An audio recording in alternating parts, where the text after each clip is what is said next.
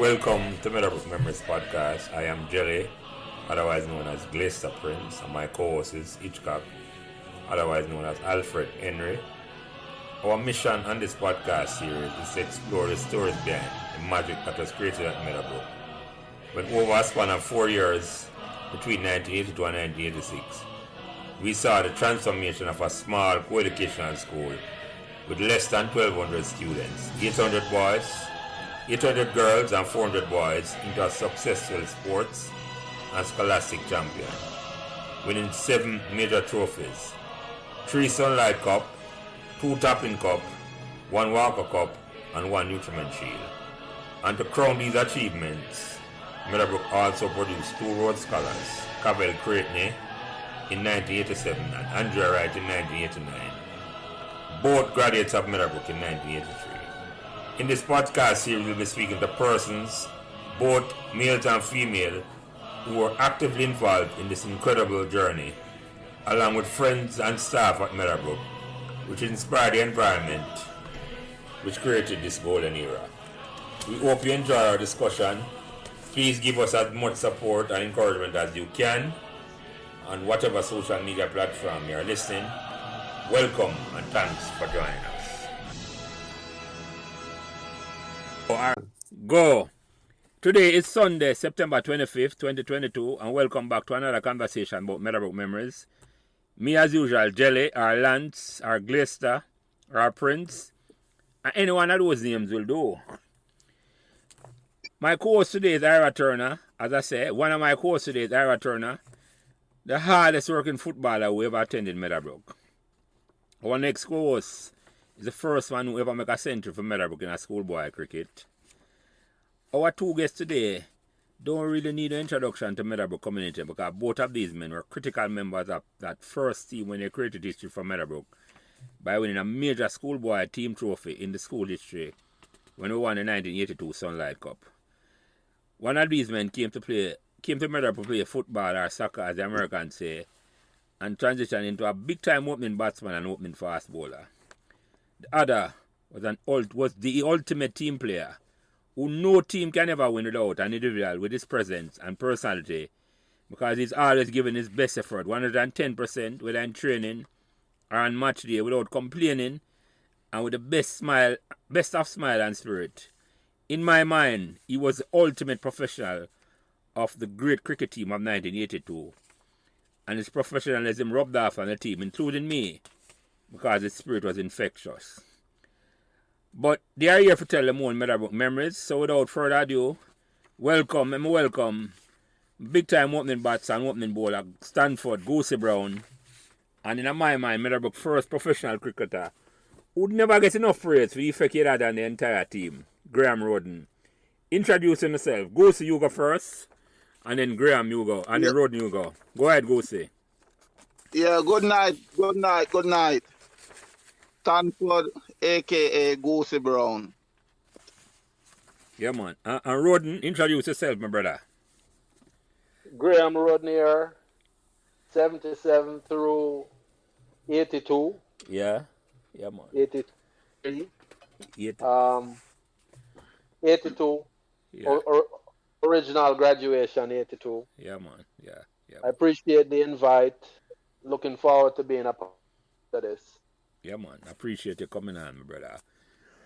And you, Ira Turner, the hardest working footballer that ever come on Meadowbrook. Reintroduce back yourself, my brother. Yes, Jelly. Hey, welcome everyone. Goosey, the man of the moment. Yes, it's Ira Turner, 78 to 81. Welcome and blessings. And Chris Cheddar, big bats, as them say, the first man who make 100 for Meadowbrook. As far as me know, introduce yourself, my brother. Welcome, gentlemen. I entered Meadowbrook September 1st, 1977 with Graham. I was placed in Form 1B, Graham in Form 1C, and we both graduated in July of 1982. Good to be here again with them. Yeah, man. Yes. Welcome, gentlemen. I'm going to start the question, and Goosey, I'm going to start this off with you. The first question I ask everybody who comes on this podcast: did you choose Meadowbrook or Meadowbrook chose you? I choose Meadowbrook. How that go? What do you mean you choose Meadowbrook? What do you mean? You see, Jelly, I went to Balmaji High School. I mean Balmaji Primary School. That I done And Olympic Garden. yeah. So during the 76 election, my parents sent me back to the country and sent me there. So I did my common entrance at a school, a primary school named Boscobel Primary School, and I passed for St. Mary's High. Okay. So I ended up going to St. Mary's High for 3 years. Yeah. But during those 3 years at St. Mary's High, I used to play a lot of cricket Yeah. and Headley Cup and all of those. But I had a PE teacher, and one day he mentioned to me, he said, Brown, you cannot make the St. Mary parish team. At that time they had parish cricket, which is now Senior Cup. He said, there's too much talent in St. Mary. You don't have anybody that lives in Kingston. I say, yeah, my parents is in Kingston. Him say, well, I would suggest to you that you try and transfer to a Kingston school because you have a better chance of making a Senior Cup team over there. So during that summer, I was back in Kingston by my parents and the friends. At that time, we lived on Headley Avenue, Undon Avenue. So during the summer, we used to go play football down by Mar Valley. That's at the park. Right. So down there I play with Jackie Brown and and Jim Rai and Freddie. And till one day Jim Rai said to me, because me and Jim Rai used to walk on the same street. So we used to go down and walk come up after training. So he said to me that, which school you go? So I say, sir, St. Mary, I go. And my parents transfer me to KC. What? So I say, why? So I say, why? Why you not come on Meadowbrook? Meadowbrook want some football, So eventually him taught me in coming training at Meadowbrook. And we went training at Meadowbrook. And I say, me like the feelings and difference at Meadowbrook. So I start come Meadowbrook at training and what have you now. At them time, as you know, I was like 115 pound wet. Yeah. It happened that's one day now when we're training and it's like a defense. I used to play a defense, preferable center half or right back. So one day in training, this fellow said to me, him come and approach me and say, listen, man, let me tell you something. You will be the man after I left here. But as of right now, I am the man. And him say, I want you to understand that, I want you play your ball like how you play your ball. But I just want you to recognize it. You are not the man right now. I am the man. So I say, yeah, man, cool. I don't have no problem with that. That man was Ira Turner.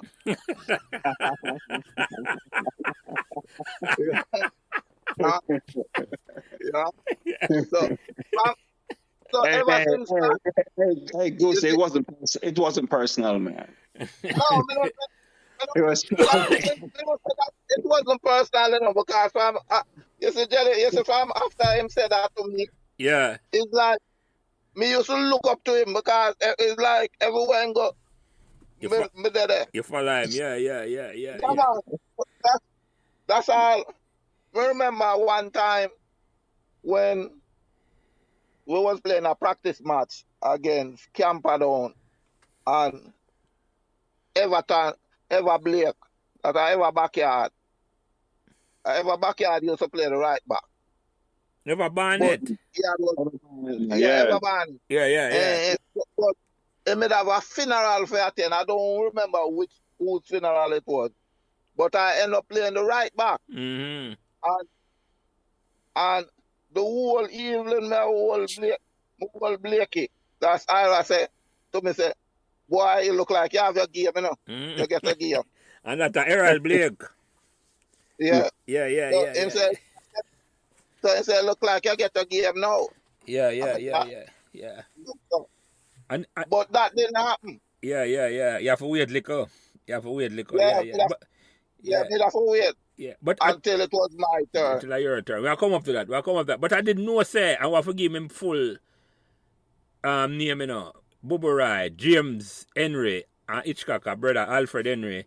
And I didn't know, say, Jim Rai carry come to Meadowbrook or encourage you to come to Meadowbrook. And we owe him. Yeah, man, I'm Freddie. Encourage me to come to Meadowbrook. We owe him a debt of gratitude for that. I didn't know that Goosey. That's something I didn't know at all. Say, transfer from St. Mary's College, come back at. Because I had started say this, you're just original. St. Mary's I. St. Mary's I. That's in a Basco Bell. That close to a rock. What's St. Mary's I there? St. Mary's I is in Highgate. In Highgate, right. John Mary talk about that too. That's a John Mary used to go to. That's a John Mary used to go. Right, John Mary used to come at St. Mary's I. Yeah. No, man, we'll get to that. And our next fellow named Paul Seaton. Oh, yes, I know that brother there. You know him too, Chris? Yeah. Yeah, I know. Seaton, yeah. But we're getting at that, Goosey. We're getting at that. But me ask Rhoden him introductory question. So, Rhoden, did you choose Meadowbrook or Meadowbrook chose you? Eh? Well, no. So, as I hear you ask the question of everybody, I am one of those people that didn't choose Meadowbrook. Mm-hmm. But I had the opportunity after the fact to reinforce Meadowbrook's selection of me. Mm-hmm. So I went to Stella Morris Prep and take the common entrance. But my father, I have 3 brothers, and they all at one point attended George's, including my father. Mm-hmm. So George's was my first choice, and KC was my second choice. Mm-hmm. And as you know, as all of us know, the newspaper published results of the common entrance. And the morning it come out, I am scanning the newspaper looking for my name. I can't find my name. I'm in my bedroom. I look through the Yeah, look for George's. George's and KC, yeah. And at the end of it all, looking through the list about 10 different times, I figure out how I can go outside, go tell my father that I feel the common entrance. Only to hear the phone ring. And it's one of my uncle called and I said, congrats, man. And I said, what are you talking about? I look through this thing 10, 15 times and I can't find my name. I said, Meadowbrook, man. What? Meadowbrook? I'm going to go check it and see it and say, well, at least it's a pass.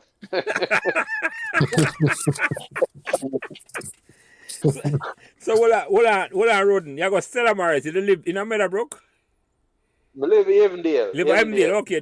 Yeah. So you were familiar with Meadowbrook then, the school itself? I was familiar. Yes, I was somewhat familiar with Meadowbrook because we did play minor league. We did form a little team from Avondale, and Avondale did just full youth my age, a few years older, from multiple schools. A whole heap of youth that grew up in Avondale, and so we used to.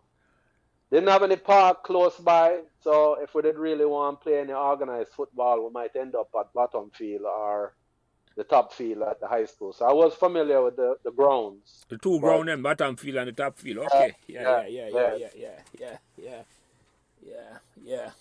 So you say football, yeah, I hear you. I get into that. I hear you. I didn't know So that. Yeah. my understanding was that the Minister of Education at the time was instituting a program where they were trying to get kids to go to school close to where them live. So Mm-hmm. oh, to me. So um, Meadowbrook chose me, and I'll give the other part of the story. I kind of stew on it all summer and didn't really voice my disappointment in Not going to having to charges. go to work. Yeah, until a couple of weeks before school starts. I approached my father and said, boy, I really didn't want to go Meadowbrook. And he said, why you wait till now? Too late now, I can't go down and talk to father and get you in for this semester. I'm sorry, go Meadowbrook 1 year and we'll transfer your second farm. I said, all right, after that. But I tell him, come back after the summer. When summer starts, after first farm, and him say, you ready? You want me to go talk to the man now? I said, no, man, I'm all right. You Do that. you change 1 year. Well, get. 1 year change the tune completely. Yeah, well, we're going to want to know why that changed so quickly, but I'll get to that. Yeah. But yeah, that's interesting, Rhoden. I never know, say. I saw you have brothers. So you have a history of your family, I got Georges then, and you're kind of Yeah, man. disappointed. Yeah. My father played for Georges. My father played Manning Cup from third farm and played for Jamaica. Father did big down at Georges. So it's a long sporting history. If you just go to school with your father, they go right. Yes. Right. Yes, Yeah. All right. So Goosey, back to you now. The first time company. All right, you get in a Meadowbrook now. You start because Ira Turner bless you and say, yeah, this man have to come to Meadowbrook. And the first day you come on the campus now, and I mix with the student now. What was the impression you get on the first time you walk up on Meadowbrook campus? I not talk about the training you know. Because you used to the man them. You played Freddie and Jim Wright, James Henry. When you come on the school campus now, go ahead. When we come on the school campus in a jelly and we'll meet up, Bobby Smith was the first man who come meet me at the gate. And Bobby Smith start introduce me to some girls and different, a lot of girls. And the first person he introduced me to was Here's a Wild Man. Okay. So, Here's a Wild Man. Them tell me which class I was going in. It was in that class. Mm-hmm. So when after devotion and everything now, and here's like, I'm gonna show me my class and what have you.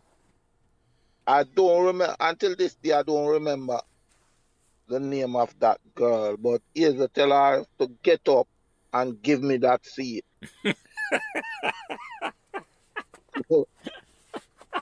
So she gave me the seat, and then Hazel introduced me to Caroline Nango. Yeah. God bless her soul. May she rest in peace. Yeah. Yeah. So from then, me just blend in with everybody. You get protected certain way. The man are protected, and you say woman are come protect you. See me, I say boy, they're the right place. Yeah. Introduce people, and I say, Yeah. I want new ball. Yeah. Repeat that, Goosey. Hazel was introducing me to a lot of people. Yeah. Along with Look a Big Man, me and Look a Big Man. So That's a Byron Nunez, but I could call him right name. Yes. Yeah. We was in the same class. So she said, I two new ball of them, I know. I tell you on Byron. Yes. Yeah. I hear you. But you say something that don't go say you come on the school now and you say you'd have cricket exploits at St. Mary, but you come at Meadowbrook as a footballer, you came in as a footballer or you had ambitions to be a big time cricketer? No, at that time I came, remember it's September we come in. So yeah, man, football was first, second. Right. But all along I know somebody that play cricket because I started playing cricket at a very young age, you know, with big men, you know, Jelly. That was down at what Olympic Garden. Down Olympic Garden, and also when we come at St. Mary. Okay, When I we come got at you. St. Mary, we're playing a competition. When I was in grade 6, I want to tell you something. I wasn't a bowler. I was a wicket keeper. When I was in grade 6, I was keeping wicket for the big team in Boscobel at that time. And at that time, Boscobel had 7 players that played senior cup cricket. And I was the wicket keeper in grade 6 for them. He wasn't a big time bowler or nothing like that at all. The wicket keeper. Okay. Yes. Yeah, well, we'll get into that transition. We're going to get into that. So you, Rhoden, you come in now, and you said the first year, you said, boy, you just come to Meadowbrook, but you said, boy, you didn't want to come to this school, you know, and you come in now. Well, yeah, what was the first impression you come in when you come on the campus, Meadowbrook campus? Because I never been on the campus before. Although, yeah, you said it at the top. But you come among students, what was the first impression you get? It wasn't you during school activities, so it was just on the field when I got here in the past. Right. I mean, when I arrived, it was the one day I think my father ever come to the school. Him dropped me off in the parking lot first day, and that was the last time him show up at the school. You know, I just blend in with the students that were there, find out what class I was going to be assigned to, and you know, I've always been a pretty reserved person as far as I'm concerned. So, you know, I just kind of watch to see what's going on, go to the classroom that I'm supposed to be in, find a corner, position myself, and just start to observe, you know. But I'm fairly comfortable, you know. Yeah. So on the first day. Yeah. So what some of the people you meet? Chris just remind me say you and him come in the same year. What some of the people you meet? Some of the friends you meet on the first term of Meadowbrook, where you remember? For me, one of the things that made it somewhat comfortable, I had 2 classmates from Stella Morris that came in the same year. Chris, I don't know if you remember Howard Jackson. Yes, I remember Howard. Howard went to Stella Morris as well, same year as I did, and another guy by the name of Gary Riley. Both passed the common entrance and came to Meadowbrook at the same time as me. So I had a couple friends that came from previous school with me that made Howard actually was in the same classroom as I was as well. So it just made for a little bit more comfortable situation. But as far as, you know, fellow students of that year, Chris is somebody hard to forget. I'll always remember Chris from my years at Meadowbrook. Remember him from the early years. Stephen DeCosta was in 1B as well. But as far as a particular class, Peter Jacobs, who also had an older brother, Dean Jacobs, you might remember more in your time and stuff. Christopher Chin. You know, I can't remember all the names then, but you know, Bridget Hossang, Sandra Cohen, Marilyn Dennis, you know, some of the people that were in my class, my 1C, as Chris mentioned earlier, I was in 1C. You know, Gary Groves from the 1D and Everton Duncan. You know, I didn't really focus on just my own classroom. I tried to mix in with everybody that was there, 1A, B, C, and D. But may I ask you something, Rhoden, because you mentioned something, say, a football, mostly a player. And the same, almost like the same question I ask Goosey is like, you come to Meadowbrook, you'd have more ambitions to play football and cricket. I wouldn't say that necessarily because, again, I grew up in a household that was very competitive when it came to sports. We used to play table tennis on the dining room table. Dining room. Yeah, I know what some of them games. I know that. Yeah. There was an open lot behind my house, and funny enough, Sophia Scott, back fence and my back fence she was my neighbor. She was also in Cheddar's class in first one, it all started at Meadowbrook the same year. Yeah, no, There's an open one there that we used to clear all the time and play cricket. I was in primary school. So I was playing both sports. Where I was actually a decent 800-meter run as well. We used to, like I was saying before, in the neighborhood that I grew up, there were kids from multiple schools, Calabar, Woolmers, Georges, and we used to race around the block. So anything to do with sports, we were heavily involved. Competitive, competitive. And I didn't isolate one over the other. You just play everything because you want to compete. Yeah, exactly. You just enjoy playing sports and all that with it. Absolutely. Yeah. But let me ask you this before I forget, because what actually changed your mind after 1 year if you say you don't want to leave Meadowbrook?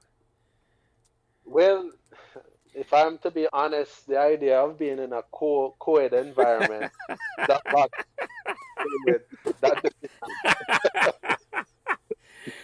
I'm one after one at that tonight.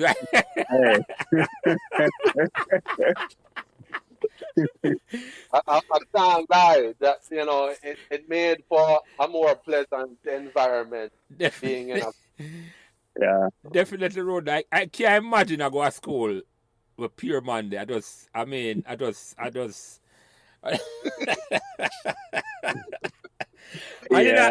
I realized it till afterwards. I said, "Oh, the man they do it." I said to yourself, "Said no." But as a little boy, when you come and entrance, I think about that at all on the road. And when you're in an environment, I said, "But hold on, yeah." Reality is, Stella Morris also was co-ed. Right. That exposure, and I was at an age where you started to have a little bit more interest than before. Yeah, opposite sex, of course.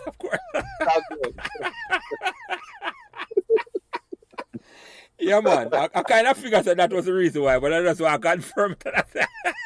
Right. A good call, Jelly. A good call. Yeah. And Chris, anytime you have any question to come in, just come in now. But yeah. Yeah, I have one question for Graham. Graham, I remember a few weeks before September 1st when we were scheduled to enter the school. And we got a packet from the school and the book list and the information about uniforms, epaulette, etc. And parents going and shopping for them. And that first day when we had to report to the Meadowbrook United Church Hall, and I had all my books packed in my haversack. And my mother came with me and we sat down and saw Miss McLennan patrolling the church hall, a stern looking woman. And then a couple of minutes later, we saw an advanced team, a white tan dog and then a black and white dog. And then behind them came Mr. Thorpe. You remember that moment? Honestly, I don't remember the details of that, but I'm not, that part, the first day, somewhat of a blur for me at this time. But I wouldn't be surprised by the description that you gave there as Mr. Thorpe having his dogs with him. So. What was your first impression on seeing Mr. Thorpe? Somewhat intimidating, He always had on a blazer and a tie and looked very dignitary, So, it set the tone. And he always had a stern look on his face. It's not somebody that just smiling a lot. Jelly knew him pretty well. Unfortunately, I got to know him better than I wanted to as well. So I suppose, Mr. Rhoden, come and see me at my office. There's a story there, and I guess at some point in the conversation this evening I can share. Yeah, man. We bring on that Rhoden. Yeah. You both had a taste of cane juice. So Goosey, when you come at Meadowbrook, Mr. Thorpe was there? No, Mr. Thorpe wasn't there. I came at Meadowbrook 1980. 80 to 83. Okay. I hear you. Yeah, man. Yeah. So when you come in now, what impression you get of Miss McLennan? Oh, Miss McLennan was a sturdy lady, man.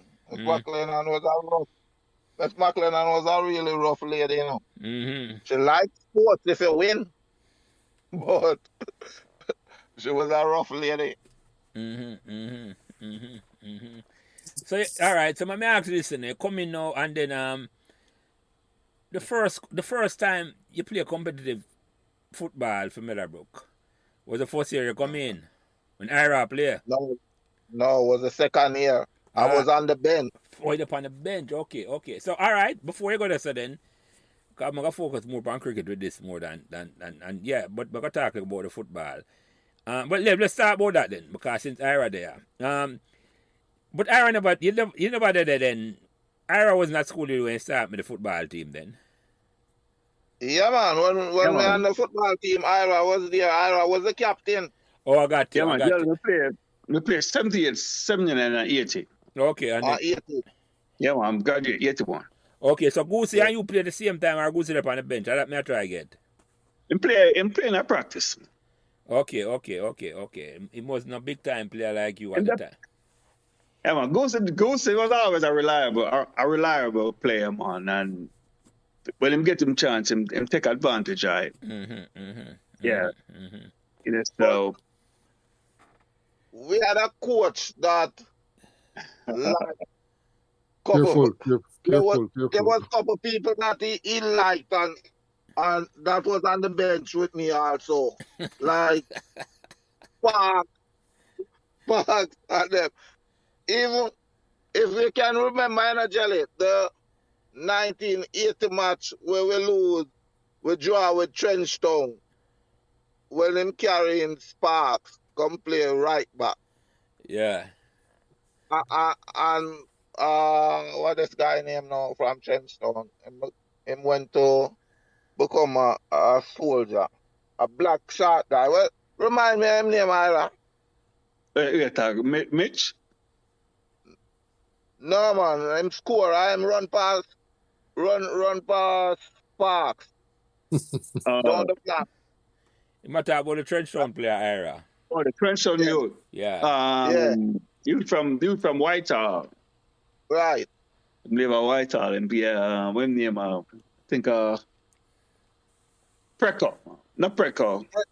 right. Yeah, I think it's a Preco in there. They used to come Yeah, out of Whitehall. Yeah, yeah, yeah. yeah.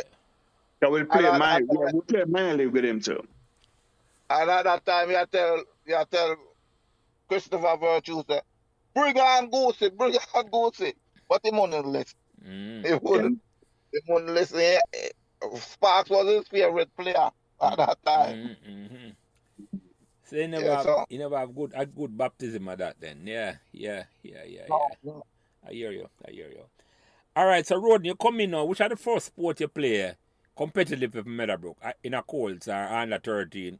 Which one you So play first? I did play Pepsi. I played Pepsi first form. I did play Pepsi football.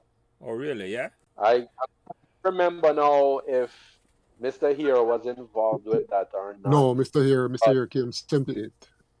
Okay, so I played Pepsi football. It was the first competitive sports for Meadowbrook. Back then, you know. And then I played both cricket and football Colts. Come on. 2 years actually. I don't know if Christopher remembers this, but third form, they had actually Mr. Beckford had asked me to captain the Colts team, No, just spend the lot. and I captained for probably I'd say 3 games, if that much. Hallelujah. And Wow. I felt like I wasn't pulling my weight as a captain and stepped down. And I think he had actually approached Cheddar to be the captain at one point in time. I don't know if you remember Cheddar. No, well, that might have been in fourth form. Because I know third form, when we were third form, I made my debut playing Colts cricket, and Curtis captained the Colts team that year. I think, right, it was in fourth form. Curtis captain my first year. So yeah, Right, so right, it's that fourth was form. third form. Right, But because I was, played Pepsi first and second form, and I played Coles third and fourth form. Right. So the Coles team, I was playing more Sunlight, so I think that's why Mr. Beckford asked you to captain the Coles team. Right, for the early part of the season. And then he brought me in to play more Coles cricket, and then I took over the captaincy. Yeah. Right. So we would have played under 14 cricket as well, and Coles cricket as well. Yeah. So you took over the captaincy, Chris? Yeah. After Curtis. Okay, I didn't even know that. Because whenever I'm talking about that, no, after Graham. After Graham, right? That's a message. Right. The year, in fact, Curtis captained while we were in third form, and then when we went to fourth form, I captained the two first games, first 3 games, and then captained the rest of the season. Right. Yeah, because Curtis took over from me as Coles captain the year after me leave fourth farm. Yeah, I didn't know that, Graham. I didn't know that at all. So the transition was just so. I was listening to Mr. Belnavis when he was on the other day, and he's talking about my exploits as a bowler. And it was interesting from his perspective that he said that he didn't think I was as interested in playing sports as I actually was, because it was a big deal for me, you know? It was a what? A big deal for me to be successful in sports at the school. Okay, I got you. For you, right. I understand what I mean. Yeah. Graham was a natural outswinger. Late in swinger. To the right, to the left hander. Outswinger to the right hander. Swung the ball a whole lot. Yeah, that was my specialty. Yeah. So you come in now, you had ambition, say you want to represent Meadowbrook for the school, and once you decide, say, nah, go to another school, your ambition was to play competitively for Meadowbrook or right through. Yeah, absolutely. And I don't know if Goosey might even remember this. In fifth form, I did try out for the Manning Cup team. But I was the last person cut from the squad when through the training. I had actually gotten injured, and I didn't make it known, and I couldn't perform up to par. And I was the last man cut from the squad in fifth form. Yeah, I remember Rhoden. Yeah. But I have a question for Goosey. You mentioned you weighed 115 when wet. What was your dry weight? Because I was 127 when dry.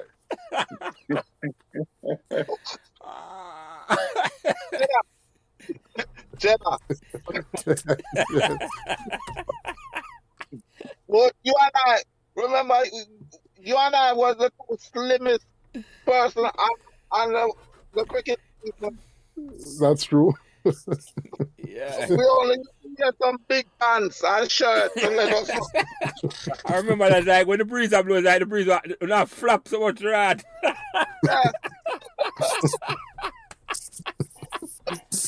Yes, that's the time that I remember that, Petruda. Yes. Yeah.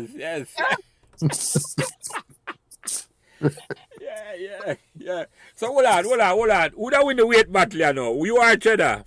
I would win. I'm by about 7 pounds. No, me attack. No, Christopher, no way, you know. Who are way more, you know? If we win now, me beat him by far. Goose is about 225 now. Yeah. Goosey weigh more than me, you know. I can't believe that. Goosey. You weigh more than me, you know, my brother. So, yeah.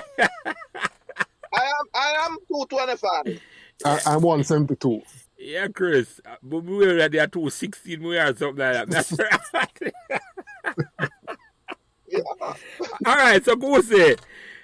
Well, come on. No, let me ask you this now. When the first time you meet Mr. Year, and what impression you get when you meet Mr. Year? Yeah. Talk to him about that.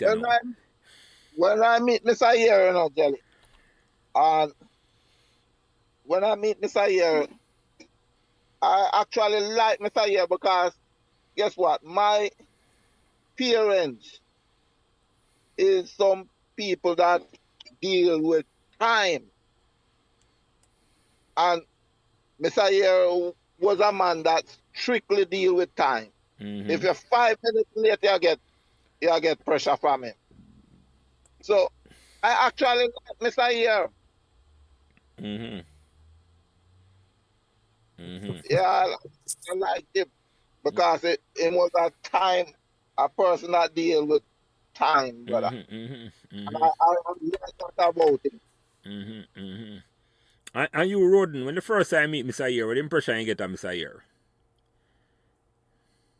Well, Mr. Here is somebody that just because I was so much into sports, even when I wasn't playing on a specific team, I would always enjoy watching the training sessions, and I used to see him in action with you guys before I ever even started playing for him specifically. Mm-hmm. And even in my course years, Mr. Here used to periodically stop by the training and would give insights based on what he was seeing. He had through the years pulled me aside and talked to me on different occasions and things that him say and ways for me to improve and try to build and boost their confidence in the things that I was doing. Mm-hmm. Mm-hmm. I remember a particular story one day we're at Top Field, and this was actually part of the Sunlight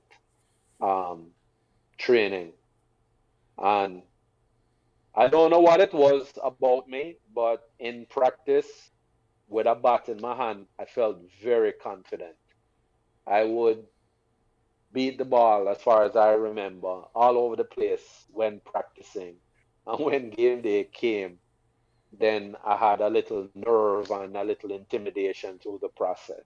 But I remember him seeing me batting one day, and Goosey and whoever else was there that day, I was just confidently hitting the ball all over the place. Some of them hitting the rooftop on the first one building and hitting the home ec center concrete wall and um, Michael Hall, TC.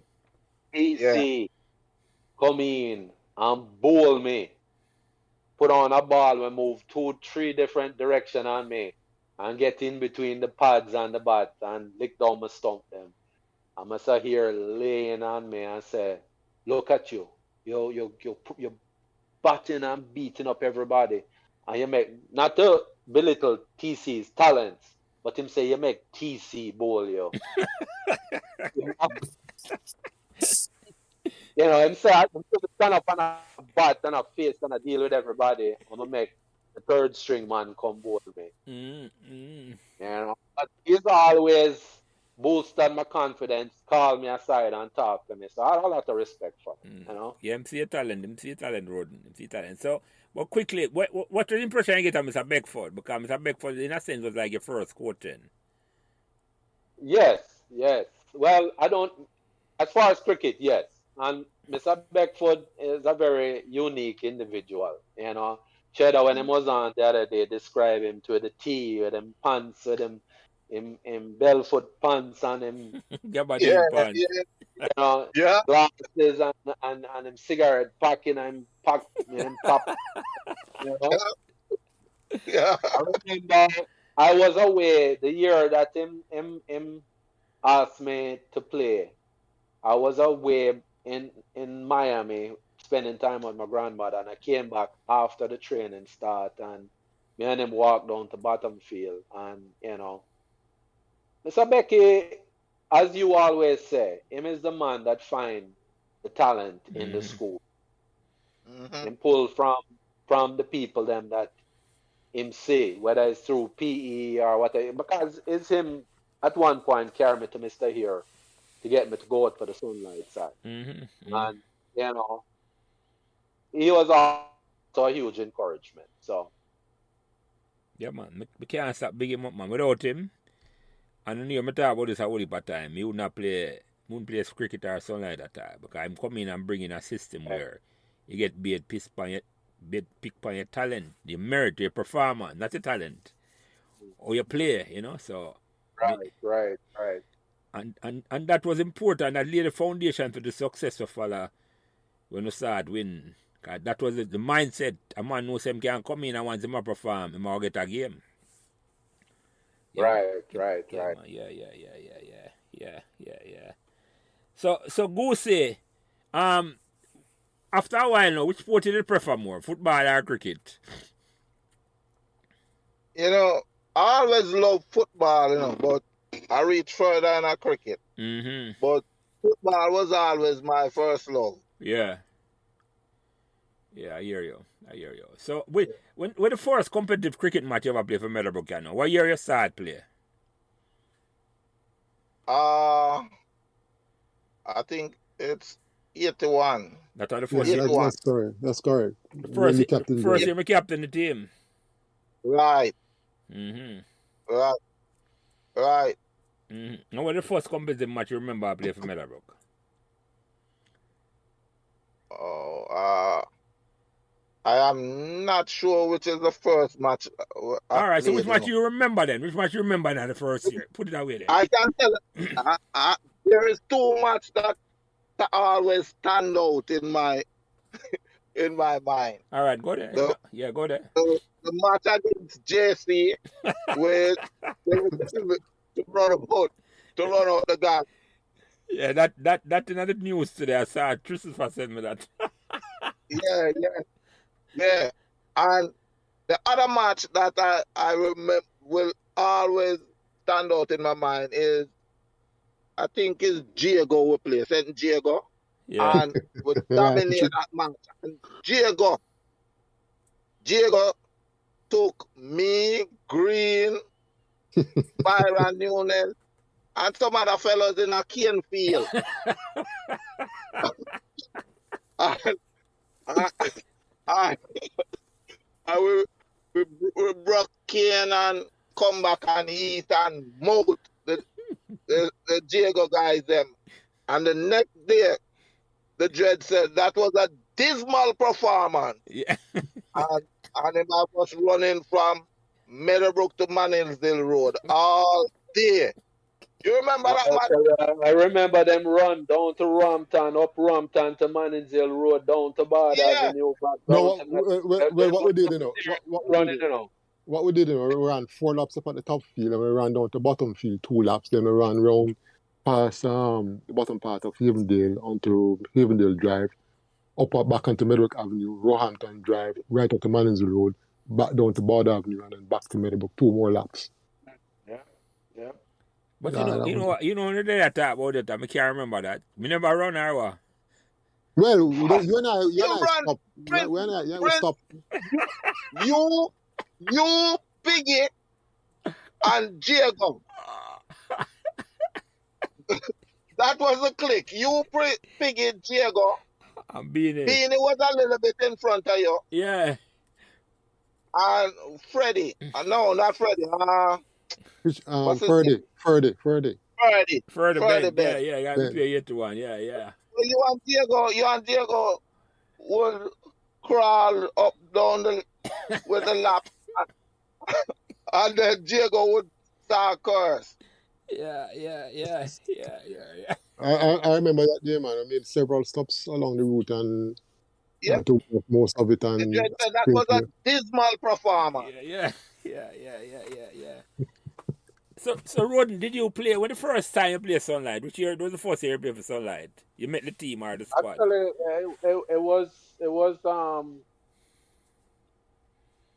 82. Or the year 1? Yeah, 5th form. Yeah. Because I played Colts 81, and then transition into the Sunlight team 82. So that was the first year. And I played when Curtis captained the side as well. Yeah. As a Colts, okay, I got you. No, I played Sunlight. The following year. Okay, I got you. 83. Yeah. I hear you. It's funny, Diego lived in Havendale as well. I used to walk past him house all the time, going to Manningsville Road to buy bread or whatever. Father used to send me go the store them up at Manningsville all the time, and I used to walk past him. Me and Diego used to start to late, man. Yeah, I'm a good friend that too. I'm a good friend. All right, still there? Yeah, man, I'm there, man. You have any question? Because we don't want to leave you out in the country. I will for cricket we got to can't leave you out, you know. No, man, we want to talk cricket, man. We love cricket, man. We beat up Goose in the house cricket, man. You know already. Yeah. We'll come to that. Me just never bother pick up the bat and the ball and with that Meadowbrook. Yeah, I hear you.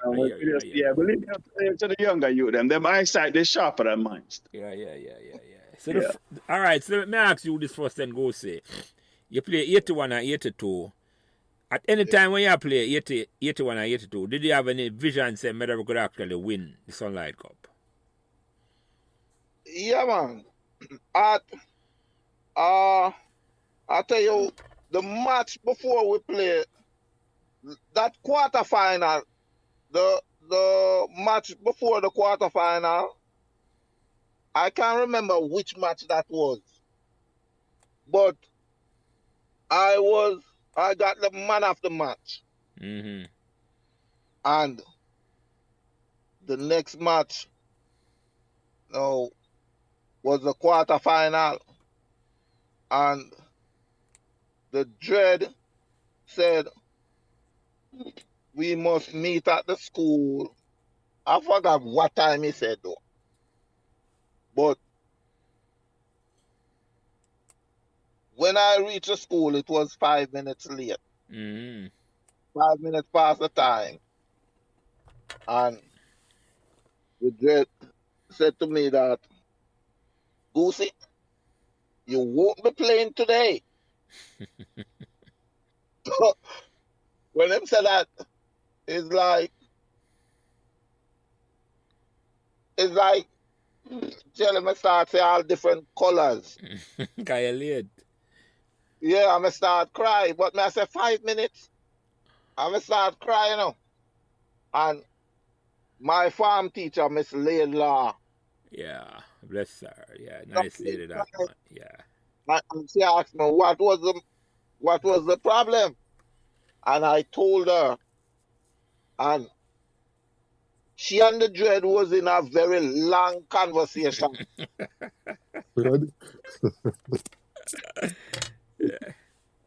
A heated conversation too. So that's how I end up playing in the quarterfinal, you know, because I was not supposed to play the quarterfinal. Well, we never played a quarterfinal Gooses. Maybe the semi-final attack or the quarterfinal against Excelsior.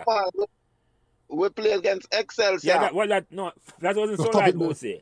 That was Tapping Cup. That was Tapping Cup. Tapping Cup. Yeah, the Tapping Cup. Yeah. I know we played Calabar in the semi-final the next game. Yeah, that was Tapping Cup Goosey. Yeah. When Walt run got square leg, so yeah, no worry. Yeah. Yeah, I will own that. Yeah, so Rhoden, the same question for you. When you joined the squad and you started playing in 1982, did you have any vision say we actually could have win this? You know, honestly, my focus wasn't. I kind of moved through the season in a way where I was just taking it one game at a time. Mm-hmm. One game at a time. Mm-hmm. And just to go out and do my very best for that game. And the results of that game will propel us to the next game. So I didn't visualize a victory necessarily at the end. I was always focused in the moment. And it's just so I did approach things. Mm-hmm. Mm-hmm. So which match stand out for you? Which couple of matches stand out for you the year when you play? Well, of course, the finals at Sabina Park. The idea that you're getting to play at Sabina Park where all of the big men then play, all of the professionals then play, you know, that was, you know, something I'll never forget. I remember a couple games, Woolmer's game, I think we played that year. I don't know if I'm going fuzzy the lines between Colts, some success we had in Colts and Sunlight, but I remember playing down at Woolmer's where their field had a little narrow side to it, where there's a street that come out, the field cut into the oval a little bit. Yeah, that's a Woolmer's. That's a Woolmer's. I know you. Yeah. A weird and feel that, yes, yes. right, a really good batting experience there, as well as up at Campion. But Mm-hmm. ultimately, the finals can't beat the finals. Mm-hmm. Finals is what stands out for me. Well, let me ask you something as you mentioned that though. How did you feel, or how your family felt, your father and all of them of them go Georges and you go to Meadowbrook and win for Meadowbrook? How did you feel first of all, and how did they feel? You know, I it, it was always a challenge to meet his expectations Mm-hmm. because he was so successful at everything he did. As Mm-hmm. I mentioned in the beginning, he didn't even make the Jamaica football side. Mm-hmm. And um, it was good to go home knowing that we were champions. Mm. And, it really congratulated me in a way that made me know that he was proud of my achievement, you know, Yeah, yeah, which meant a lot to me, meant a lot.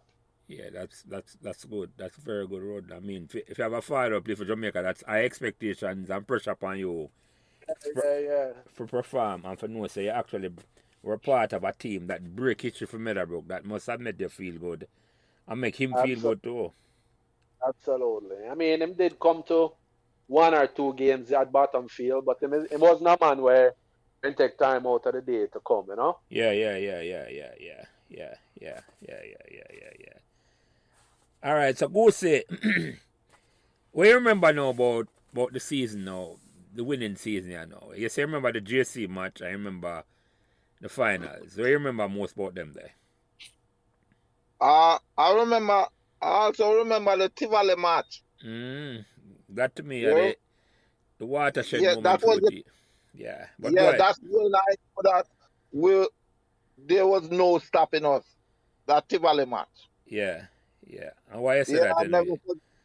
Huh? Why you say that? Why you say the Tivoli match? Because Tivoli had just come off a big win where Gary Pink had made that 200 and odd, and all all my friends were saying Tivoli can't lose this year. Tivoli can't lose Sunlight. So when Tivoli came down by Battlefield, Prince, I don't know if you remember, Cheddar, you probably do. You remember Tivoli had the wicket keeper name? Dougie. Uh Yeah, Dougie, Dougie. Dougie, you're right. Dougie. And remember he hit one queer at point. And and I run to my right and dive and take that catch. Mm-hmm. And and then you Prince said to you come and congratulate me and Piggy and everybody come and congratulate me and then I just get up and brush off myself. Uh, and and you said to Piggy, him tough, him tough.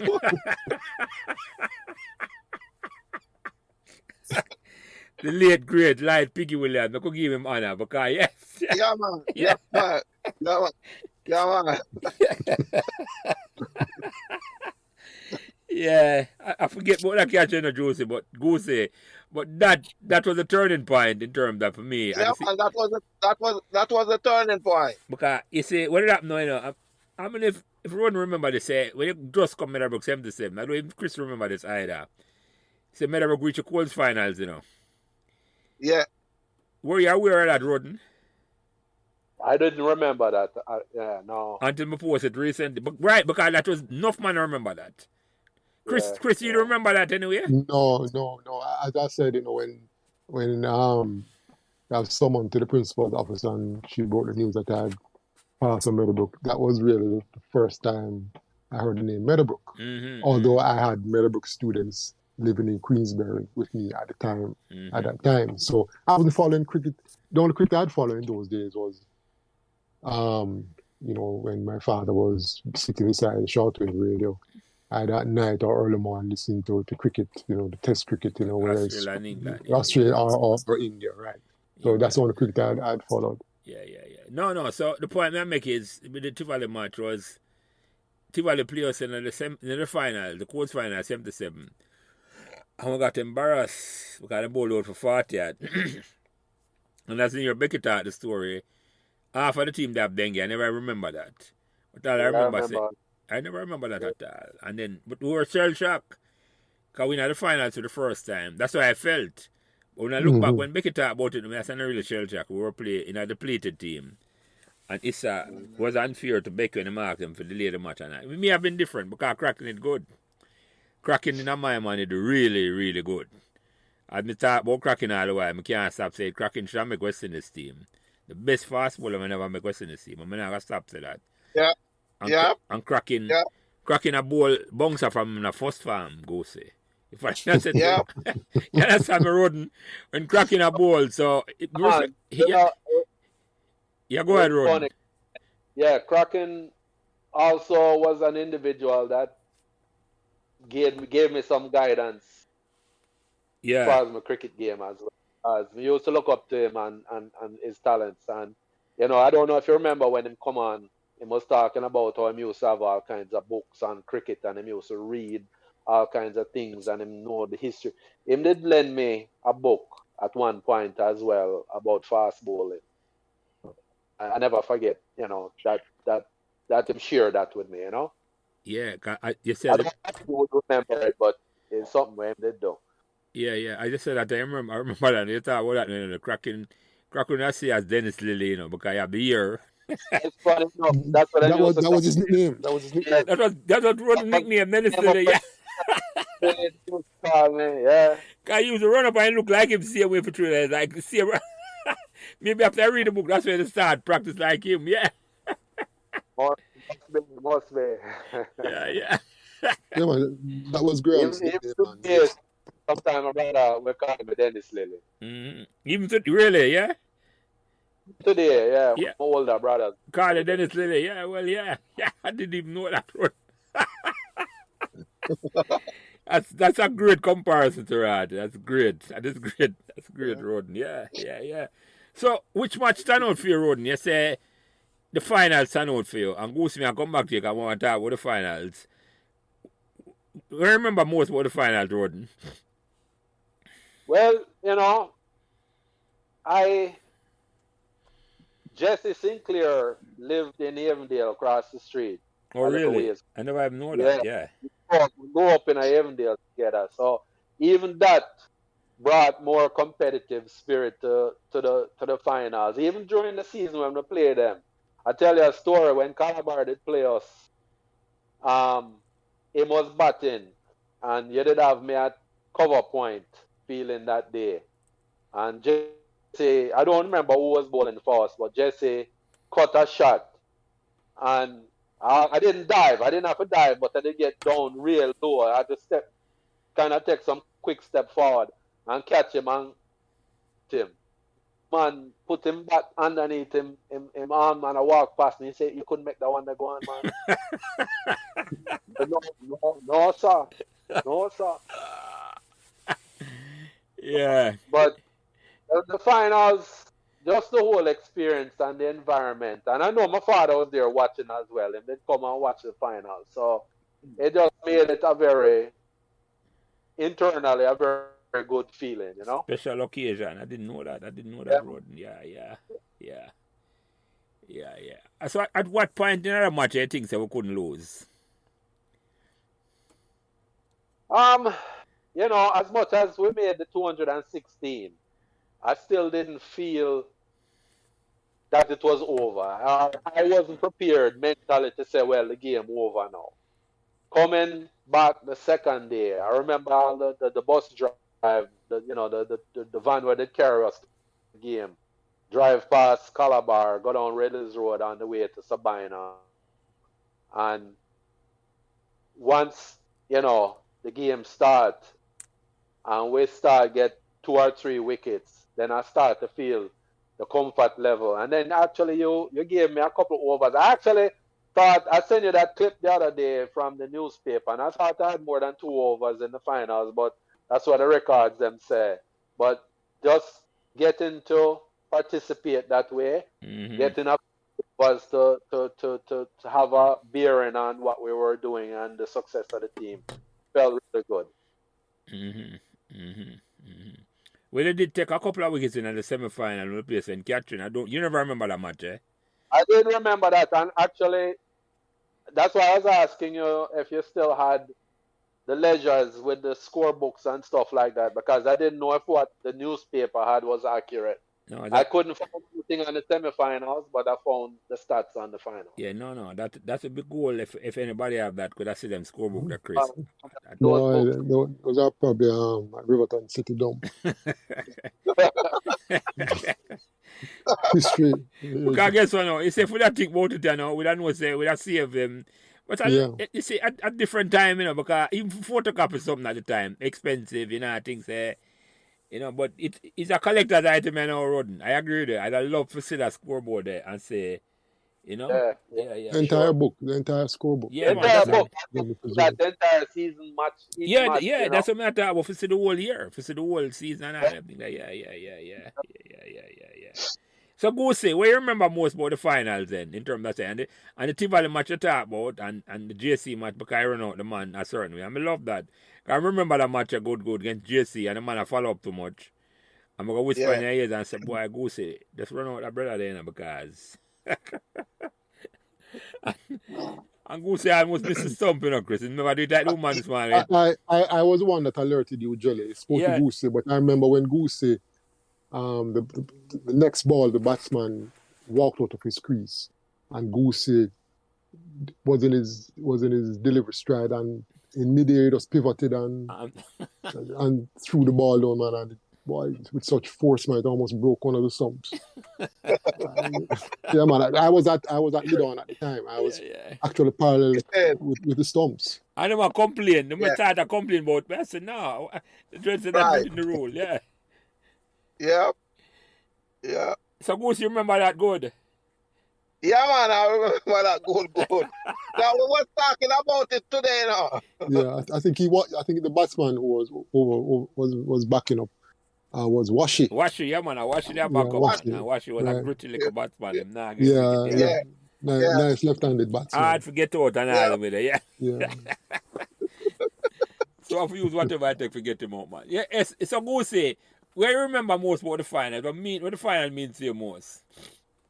The final means a lot, Jelly. The final, I tell you something, the final is the first time my mother and my sister ever see me play cricket, Oh, really? Yeah? First time. But my two friends used to attend Calabar. That's Cameron and Pepe.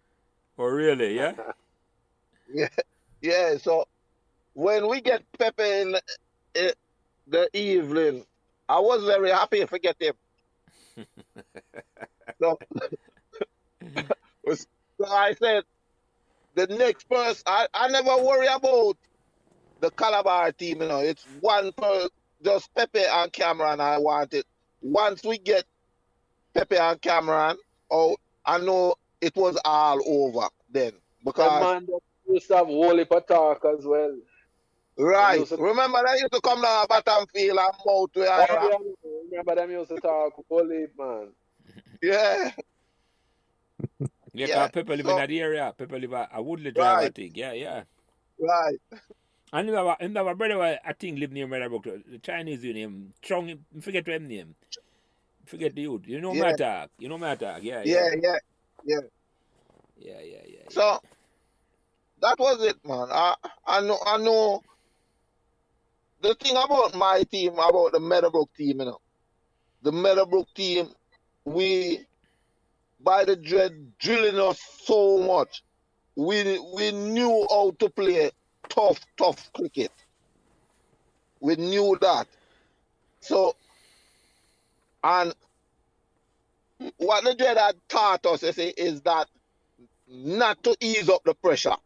Once we have a team down, just get in the killer instinct mode, not to ease up the pressure. So once we had Pepe, because if you can remember in that final, again, when Cameron come at the wicket and I was bowling to him, he said, Goosey, you can't get me today, no matter where you do, you can't get me today.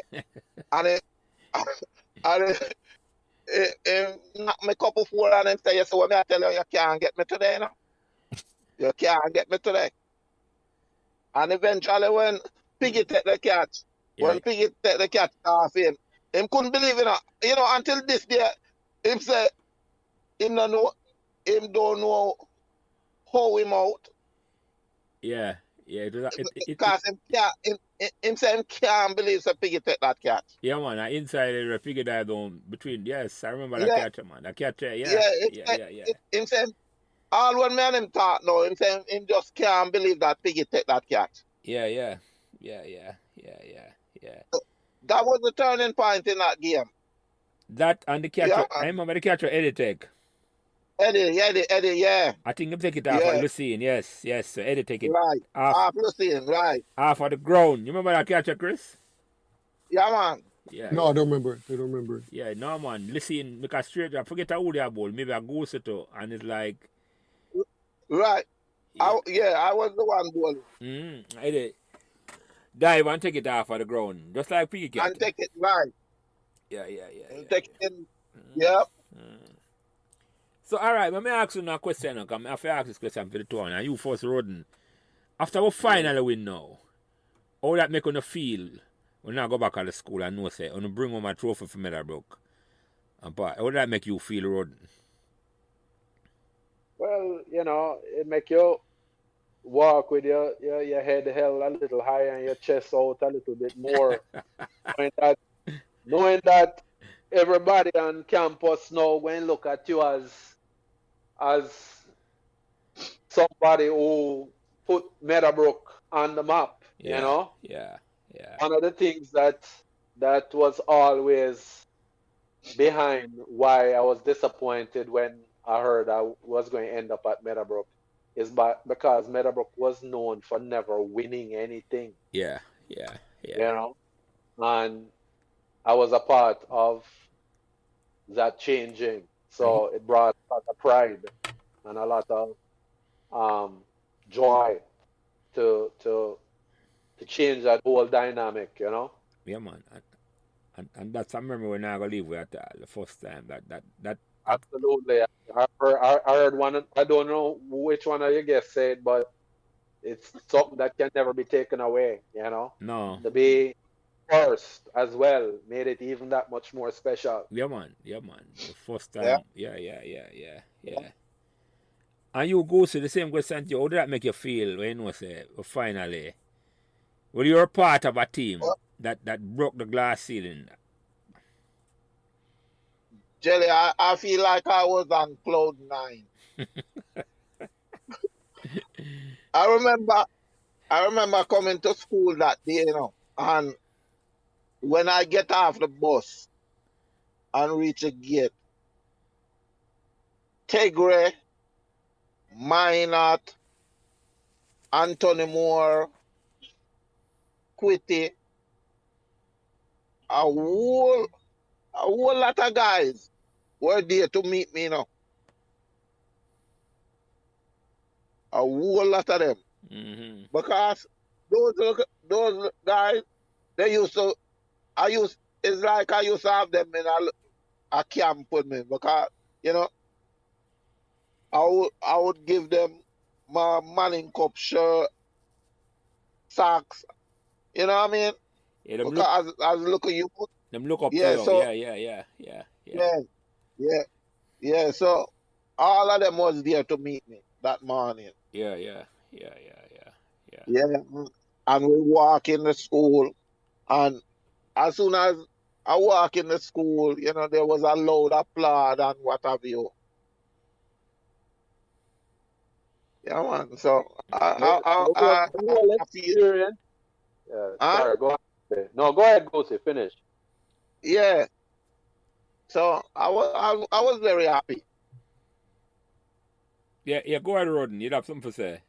No, I was going to say the whole experience from start to end, you know, the camaraderie that was built in that team environment, the training that we went through, as Goosey said, the things that Dred used to put us through to make sure that we were prepared, and the challenge of the season, you know, with the success from game to game, all the way to the finals. You know, you can't beat what that, you know, the feeling that come from all of it. No, and for us, just reinforce what I say now. In my mind, I guess in them question, you know, it's like the journey in my mind. Because when I talk something, so I think about it, remember, you know. It's like, when I remember more anything else, I just say the feeling, the training session in my whole heap. You remember winning and all them things, that was a big deal to me, a big deal. So I mean, I take with that. But the greatest memory I have, man, are the fun we have on the training ground, just like we are talking about Rhoden. Believe it or not, some of those times I remember more, and I enjoy more than the game themselves. Yeah, man, well, that's what going on. Exactly right. Those them the more I talk about now. But they just want to get the game part out of the way. But yeah, that's exactly what I talk. Because I ask you first, Rhoden, like I bring it up first. What the fun memories I can remember in a classroom or on a field trip or on a training ground? Remember, during the time you're there at Meadowbrook. Any fun memories at all? Well, you know, the training, all of the team sports that I was involved with was always fun. But, you know, I think back to Piggy and Mr. Here, Red Dread, stand up at the back of the woodwork and metalwork area, and we all the way down on the fence. And Mr. Here with one hand with the bat. Never seen him miss one time. Yeah. Ball sky high for us to catch the ball down on the fence. You know, all of them hours of training we used to put in. Those are things that, you know, etched in stone in my memory, man. The running, the tennis ball, and you know, we used to even go up on the tennis court, the volleyball court, put up a chair, back of the chair as the wicket, and have tennis ball and practice in there. Remember the Nunes youth them. Yeah, Christopher and Enrique, yeah. Yeah. And all of them. Q1. The Cuban them. Yeah. Hold on the road, as you mentioned them name.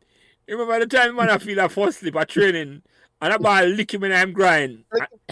Yeah. Remember? Yo! Gonna bring up things. I don't want to rub it like I don't know, like I just...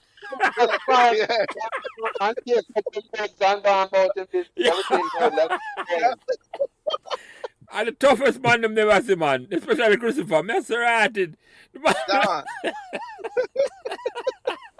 Chris was special, man. Chris was special. Meadowbrook's man of steel. Yeah, man. Man of steel, man. Yeah. But go ahead, Rhoden. Any other memories you remember? You know, I don't mean to change the tone from where we are with all of the laughter, but Chris brought up on his podcast the loss of a fellow student. Oh, no. I'm glad you bring it up. I'm sorry I never remind you, but if you want to talk about that, Rhoden, do, please. Because that is a... No, it's funny. I don't know if I blocked it out. Because when him talk about it, I try to listen to all of the podcasts. When him talk about it, I didn't remember the individual, you know. Sadly, you know, I wish I remembered more. But there was another person that we lost very early in those times as well. And Cheddar, I'm sure you remember him, Harry Fox. Yes, I remember Harry. Mm-hmm.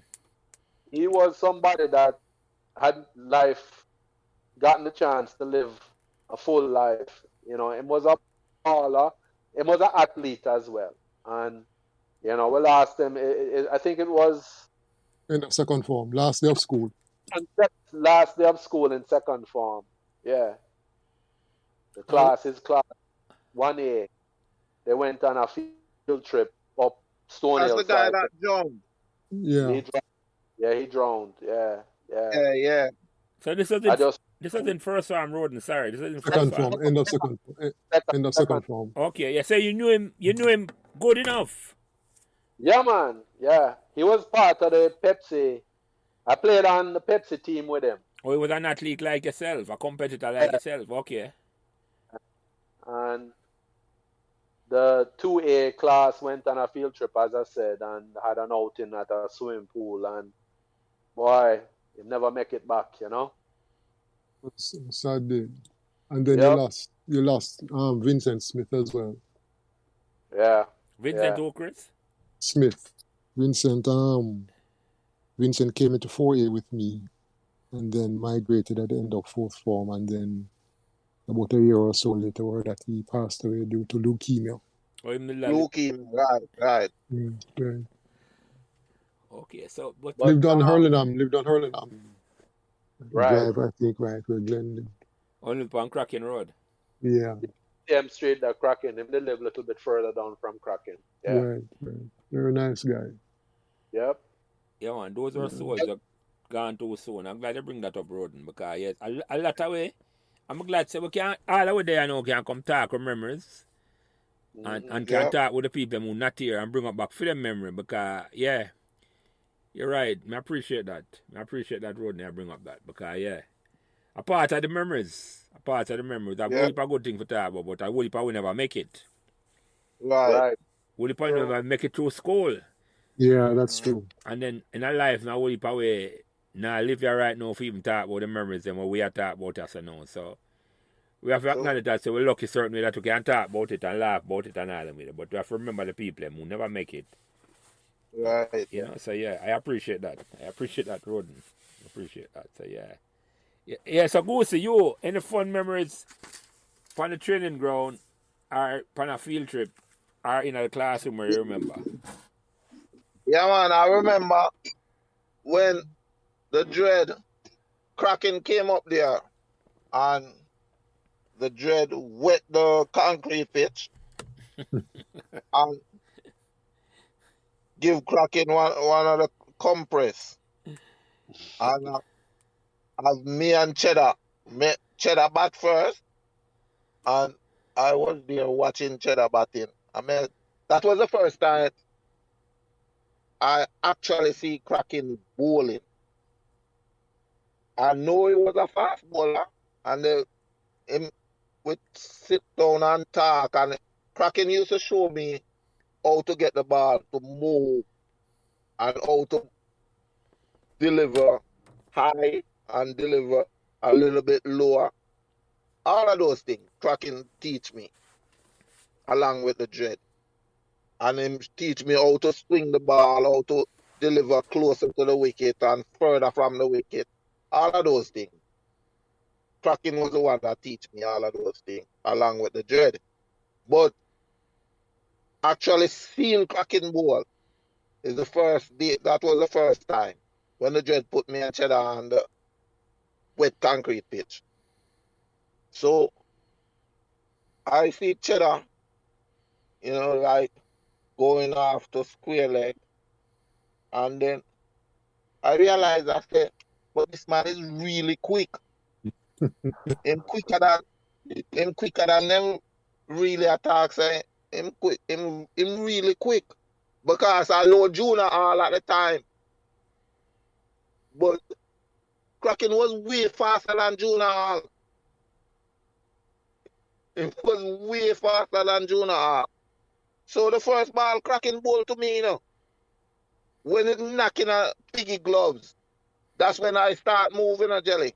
Yeah, Delayed man. reaction. Huh? Delayed reaction. Yeah, it's when it knocking a piggy glove. I mean, so weird. So the dread said to me, Goosey, you gotta crouch lower and you gotta move faster. I mean, so with this man, I said, no to me, but me have to move. Me have to crouch lower and move faster. Me not see the ball. And it's about the fourth ball in ball. You see when the fourth ball licking on my back jelly, my back is like my whole body a shake. Yeah, man, I tell you. Well, we never forget that, brother. Until we start get in the groove now and start move faster like the dread say, crouch lower. And then I start can work him off 1 and 2, work off 1 and 2. Him ball and bounce to me when I drop right on my body too, you know. Yeah, man. I don't know if you remember that day, the jelly. Diego was there too, and Diego said, man, get up and back. Yeah, man. Yeah, so Diego, that's You it. remember that, Cheddar? Yep. That's a Diego, that's it. So, Ira, you see that and attack, say you could have bad cracking, trust me. You don't want to come bad cracking. That cracking tell Ira, you know. So, you know what, when I play, and him right, cracking the right, you know, in a training, cracking ball well do himself to win, man. Him never full pace at all. Unless in a case like this, he might try sharpen up for the finals and all them with it. And that's it, man, just let it go, yeah. But when cracking up play with him, man, him take it easy, man. Him never want to hurt me. For real. Cracking dangerous, man. I forgive him props, man. Him quick, man. Him quick. May I tell her, Jelly, cracking was, I don't think there was no pace bowler in Jamaica during that time that was as quick as cracking. No, I agree with you. Because I'm not a cracking that makes sunlight from first farm, you know. And when you hear him story, him tell you, say, get up whole pace and all them way there, you know. And Rhoden and Goosey, you remember I play Evelyn Cup match? Yeah, man. Yeah, I remember man. playing Evelyn Cup. I was just saying, PS in Courtney was down the bottom field. Jelly, Yeah. I remember playing Evelyn Cup match and a ball, you know, and this Minister of Labour now.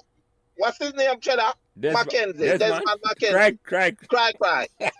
I lick him on it. I bowl a ball and lick him on his finger, you know. Him cry the whole evening, you know. I remember that match.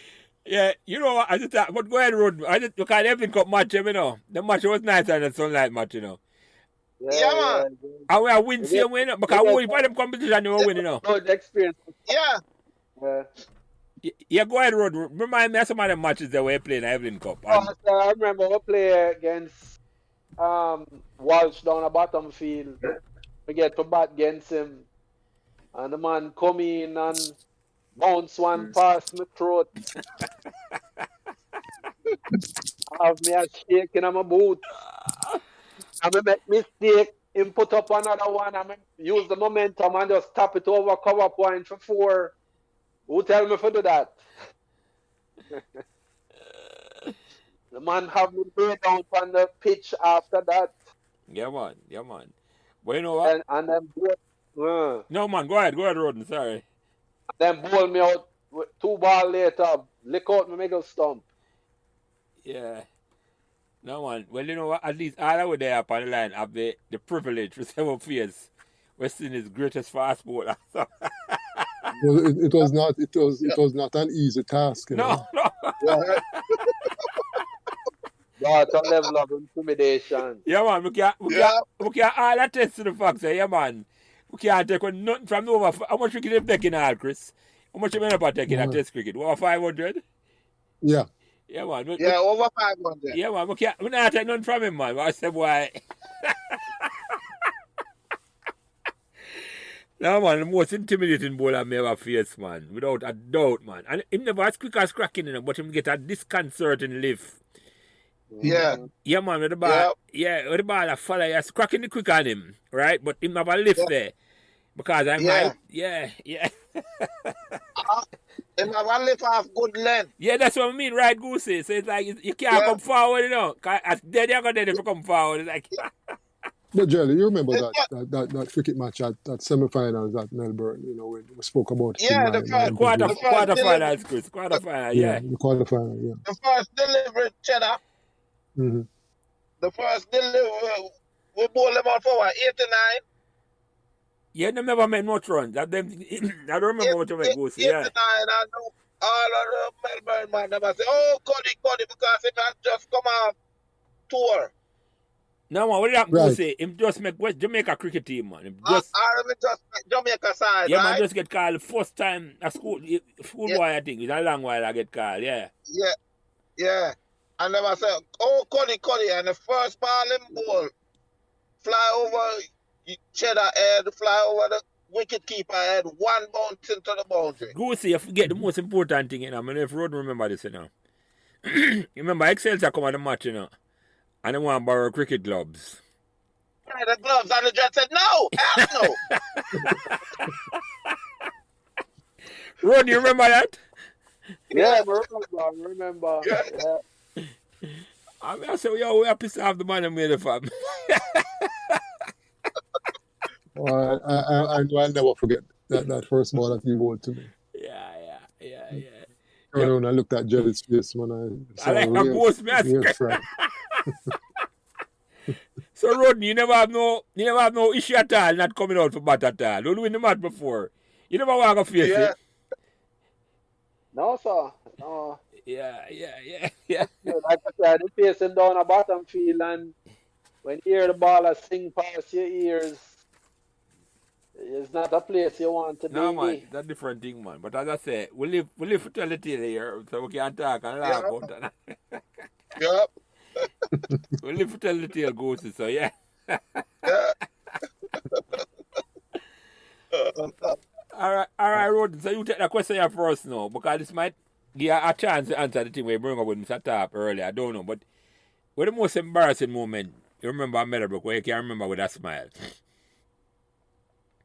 Most embarrassing moment. Well, I look back at one of them and say I was defending myself, but in reality, I shouldn't have dealt with the situation or I dealt with it. But that is two separate incidents. Mm-hmm. I had gotten into a situation with a classmate in first form. We're doing agriculture as far as the subject that we're in that day, and we're outside. Anyway, there was a disagreement over something, and somebody take a swing at me, and I swing back and make connection, and the person get knocked out and taken sick bay. And it was reported that I did have a rock in my hand when I licked the person, which was anyway. Them take me, agriculture teacher take me to Mr. Thorpe's office and Mr. Arms. Huh? Mr. Arms. Mr. Arms, yes. I explained to Mr. Thorpe what had happened. And Mr. Thorpe says, well, let's wait to see what happens to the young man and the severity of the injury before we decide what we're going to do. So that was a Friday, I believe, and the weekend passed. So I actually went back to my classroom and sent me back to the classroom. And the person, I'm not going to say any names, the person was back in class by that time. So I think I look a smelling sauce kind of fix him up, all right. Revive him. Anyway, yeah. I walk wide at Mr. Thorpe for about 2 weeks. That, all right, everything's good now. And it was a time in school when guys were putting extra shoe polish on them shoes. And then we brush your khaki pants and leave a mark. A black mark, wash out. And parents used to come and complain. Enough parents complain to where they bring it up in morning assembly and say anybody that get caught doing this, immediate suspension. The water fountain just by the lunchroom outside Mr. Ayer's office there, that classroom there. I went there one day drinking some water, and a guy from, I was in second form at the time. I was in first form at the time. What am I saying? The guy was in second form. He was in Andrew's class. Big guy, come up and say, youth, move. I want to drink some water. I'm going to look over and the man say, hey, this couldn't be my talk. I'm going to just continue to drink the water. The man shoved me down on the ground, And I was a bit hot-tempered when situations rise. And I jump and say I go and tackle him. And the man just drinking him water. Me that they're pounding him back and I have not feel nothing.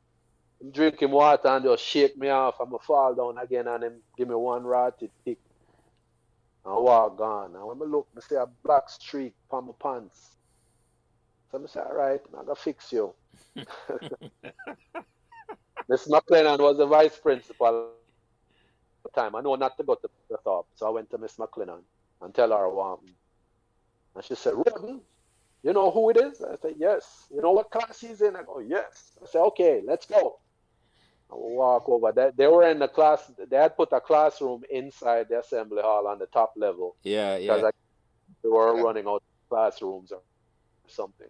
And I walk her over there and I said, see him there? It's the one third from the right row over. She said, I think his name was Brown. I don't even remember his name now. She called him and said, come here. And she said, all right, Rhoden, go back to your class. I'll take it. I'll take care from here. I'll take him to Mr. Thorpe. And I'm walking away now. When get his. And she said, you know, Rhoden, come back here. Come and show Mr. Thorpe what he did. Now, sure enough, as I walk in the office and she explaining what happened, and it said, all right, don't worry, I have business with both of them. And she walk out of the office and gone back to her office and say, Rhoden, what it feels like to be bullied. I don't know what you're talking about, Mr. Thorpe. Says, go on, you know, them have the little bench outside the office. Yeah. So go outside, sit down at the bench, close the door on your way out. Here is the key and a lick. Whoa, 6 strokes. whistle. Yeah. 6 strokes him get. The man who come out, walk past him, don't even look for me. Walk gone back in class. The top said, Rhoden, come in here. Start lecture me. So you see how I said I wasn't bullying anybody. The first is in my class, we're the same size. Him take a punch at me and I defend myself. So I don't know what you're talking about, bullying. So all right, you thought you got away with it, but you're going to get your cane in today. And the man have him cheer and say, all right, palms down in the chair. And him flexing cane and him a talk and him a walk around the desk. And you know, him didn't rush. Him lick me and walk around the desk 2 times, a lecture me. And I swear, every time him hit me, he hit the same exact spot. Yes, Rhoden. Yes. Exact spot every time. I got up to 5. After 5, I turn around and I sit down in the chair. So get up, we have one more coming. But that was the last one because I can't take no more. Yeah. Look for me and said, go on back to your class. And that was my personal interaction with Mr. Thorpe. Yeah, your baptism of fire. Yeah. Never end up there again. Yeah. Not while he was at the realm. Yeah. I had my own with Spanner, but you know, Goosey said earlier, Spanner is a tough lady. You know, if you know who she is a very kind, gentle soul, but she show a tough exterior. Yeah. Tough exterior. You know? Yeah, I get that impression at the Rhoden because it come on a great experience with her, and you sound like you said the same thing. I didn't know Spanner so intimately like how I know her in terms of I just know the tough exterior, so I know how to talk. So yeah. She lived on the same road as you, Graham. Cool Shade. Yeah, actually, she lived on Cool Shade. I lived a little further up off. Okay. Actually, it's not Cool Shade. I think she was on Fairfax. I think she may have moved once or twice during that time. She was on Cool Shade once.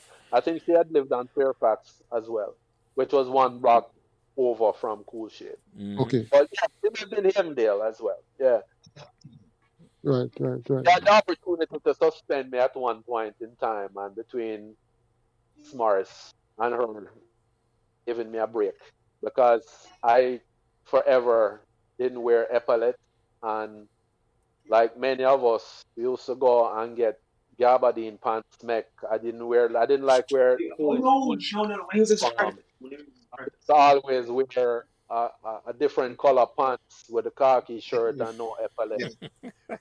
And she used Yeah. to warn me off, and then one day she finally had enough and she caught me and said, "You know what? I'm going to send you home for 3 days." And Mrs. Morris says, "No, man, give him a chance. Rhoden, tell her you're not going to do it again, right?" And I said, "No, no, I won't do it again." And she give me a blind. Yeah, Mrs. Morris would like it. Oh, that's good. That is good. Yes, Mrs. Morris did look out for me as well. Yeah, yeah, So, yeah, yeah, yeah. That's good. That's good. Yeah, you had 9 lives, man. Yeah. well, here's the thing. I'm saying, Miss McLean and I were saying, Rhoden, I know you're not the leader, you know. You're following these guys out there, all of these troublemakers. And little did she know I was the ringleader of the troublemakers.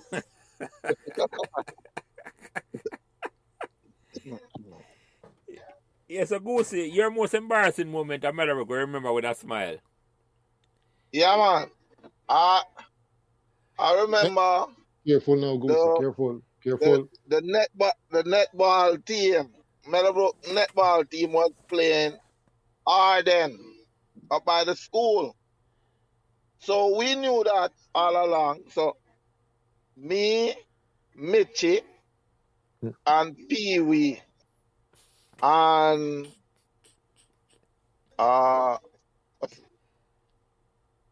Marco Gilvey and another guy named Scabo, we decided that day we was going to be a six farmer. So we decided we going to wear a white shirt to school. So just before the match, we put on our white shirt. And you know where Pekka used to park? Yeah. Yeah, so the netball game going on and the whole Meadowbrook team, the whole Meadowbrook school watching the game. I sit down there in my white shirt. Until this day, I have the tie. And I have on my tie. Nobody couldn't tell me that I was not a six farmer. And I am there until it's like I just hear everything just get quiet. And I feel somebody tapping me on the back of my head. And it's when I look around, it's Spanner. Spanner, she just indicate like with her finger and said, "Follow me to the office." Now everybody on the court looking, it's like the whole school looking at me, and Spanner go to the office, you know, in my white shirt. So when we go to the office, she said, "Call Miss Morris, Mr. Gooden, and Mr. Beckford." And when we go inside now, them have a meeting that I am the main barber in the school. I am always around the back cutting hair. So I said, "Miss McLennan, the cadets asked me to cut the hair for inspection. That's all I did." She said, "No, no." So anyway, I talk and talk until I talk out myself. Then I said to her, "Miss McLennan, I can't go back outside like this, you know. At least give me some compensation. Give me a ticket. Send me up to the guidance council where I can get a ticket for go to the canteen to get some food. Because he already embarrassed me." So she ended up sending me up by the guidance council and I get the ticket. But that was my most embarrassing day at school. Yeah. I hear you. So, let me ask you two on something, because I like bring up this, you know, because I remember the most famous 100-meter race between me and P. Brown. Oh, yeah.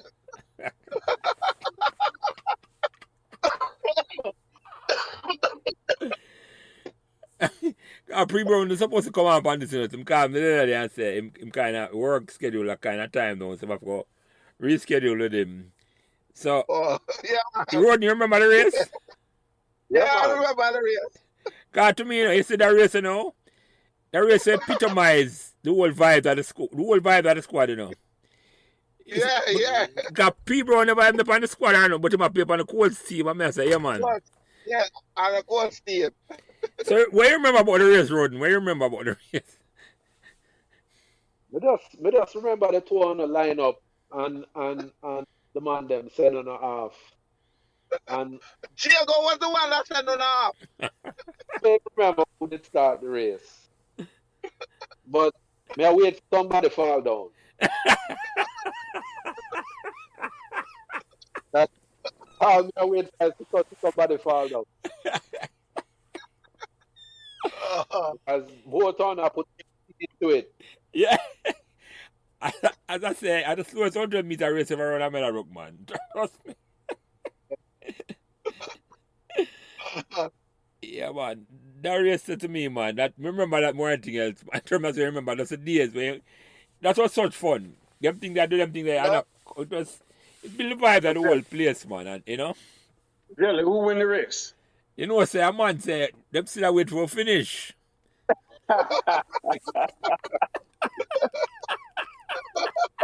The race to finish yet? No! No. Two of them stop halfway. Yeah. Because guess what now, no? When we come to Jamaica 2016, last time we come down there, you know. Face the organizer rematch, you know.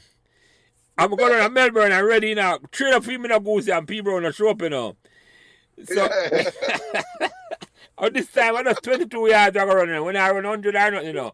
That's a cricket pitch I run, you know. I see. Yeah, finish. Yeah, oh no, God, just finish the race. Yeah. Exactly.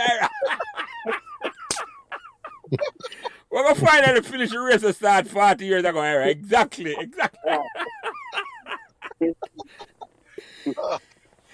Yeah, man. Yes. We're going to finally finish our race. God, that was fun. Trust me. Yeah. Them thing, they remember them thing, man. I can't laugh about them thing, man. And the thing with all that, no, it goes through the entire squad. The Sunlight team and the Colts team and the Under 14 team. Yeah, man. And the man, them never forget that, man. They just the competitiveness and the vibes, you know. Yeah. And the fun. Yeah, man. Jelly, you remember you Green used to carry one jumbo with big one every other name? Yes, yeah. Chris, you remember that? Of course, I remember. He borrowed it from Capo. He borrowed from Capo name again. Mitchell. Anthony Mitchell. Yeah. Because Capo used to go Aggie, play for Excel, but Capo could have bad, yeah. Yeah, man. Brink could have barely lift up the jumbo to ride it. Go see. I want to get in touch with him to go see. I know, say, mine at MC, man. I love to talk to him, you know. Yeah, man, but I love to talk to him, too. Yeah, man, I love to talk to him, too. I love him come share memory and all them things, man. Yeah, man.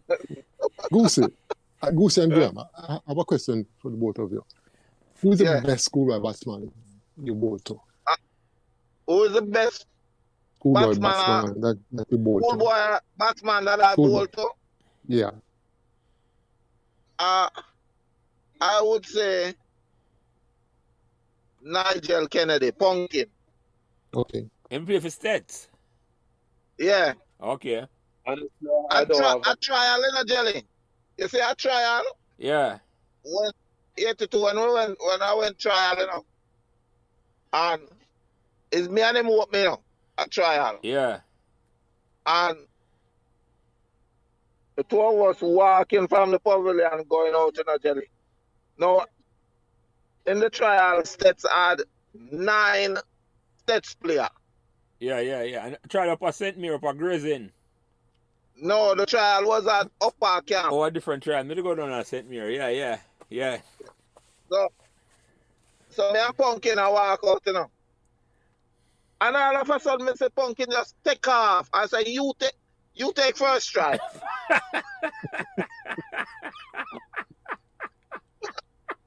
Who about to your Goosey? Snake. A guy from States, one left arm That's face.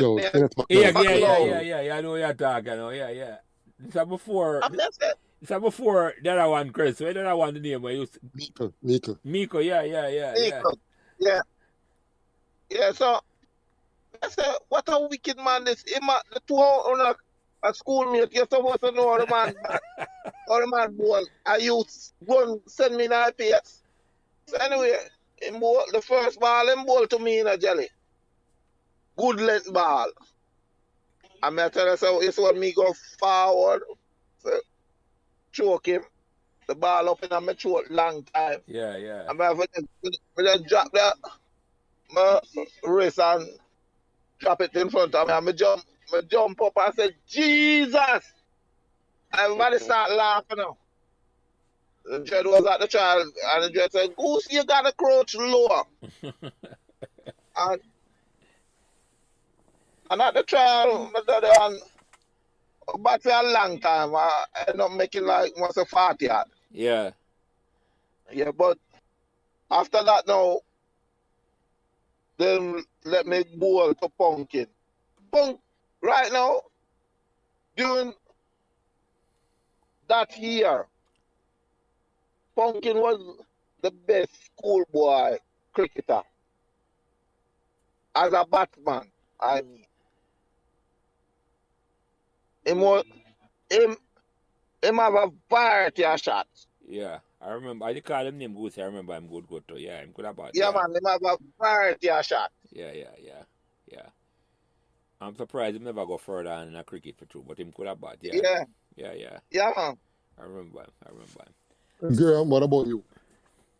Honestly, I can't pull a name to give to you, you know. As far as my challenges, you know, you specify high school, but the Topping Cup level, I used to run into some batsmen there that sometimes is like nothing I'd try. I always had a level of confidence when it come into, you know, when we're playing our high school games, that regardless who I was in, I just felt mentally that I could outthink the batsman with whatever he planned to do, you know. I ran into a few batsmen in Topping Cup that Evelyn Cup, you mean? Rhoden. Evelyn Cup. Yeah, Evelyn Cup. I didn't know how to deal with them sometimes. Everything I tried didn't work, you know? But high school, I don't really have a name that I can throw at you. I know that, I think JC had, was it Adams or something like that? Yeah. Yeah, Jimmy. Yeah, but I really don't have anybody that stand out to me. Okay. Yeah, that's the whole in terms of how we look on the other team, them road. We never think about it better than we at all. I just feel like we were so balanced as a team. Yeah. That if one person didn't have success, the other person would, you know. Somebody was all there to pick up the slack. We just had a very balanced, well-rounded team, I think. Yeah, man. Our team was exponentially greater than all the other team, man. It was no individual thing at all, man. It was a total team effort, man. The ultimate team that they are talking about, man. Yeah, man. You see, the thing is, we enjoy a play with each other. That's the thing, you know. Yeah. There wasn't a bad vibe in the camp. A man feels a man get unfair treatment. It was all. Although we didn't take it serious, it was just a whole heap of fun at the same time, man. Yeah. It was just whole heap of fun. And Goosey, you met Meekle in New York. Yeah. Busher, Busher. Best in character. Yeah. Every time I talk to Busher, I'm asking him about you. Really? And Busher used to play for State, so? Yeah, Meekle. That's a Meekle attack, Chris. Okay. Yeah.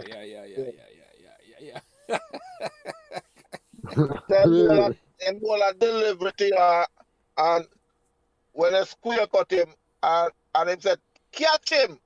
And the man said, catch a boundary. Yeah. That was a memorable match. All right, you have any question for Goosey or for Rhoden? Where am there? I know if I'm I'm there, man. I'm there. Yeah, you have any question? Oh, man, I enjoy the cricket talk, man. And then, them do the things I mean never even bother to try out for cricket. Yeah.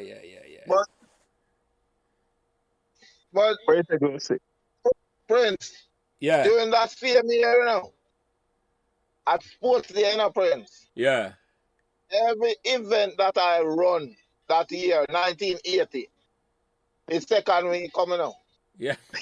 You know, There's I was going to nothing I bring it could up do. on Pee Wee. Huh? So I was going to bring it up in a sports day with you on Pee Wee. No, not Pee Wee. Ira Turner. No, but some race with Pee Wee and you, too, man. Yeah, Pee Wee run second to me. But Pee Wee run second to me. But with Ira that year, 1980, what was it? 80 or 81? 79. Yeah, 81. 1980 Goosey, yeah. Yeah, 80.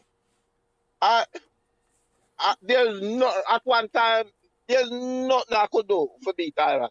I couldn't beat him for nothing.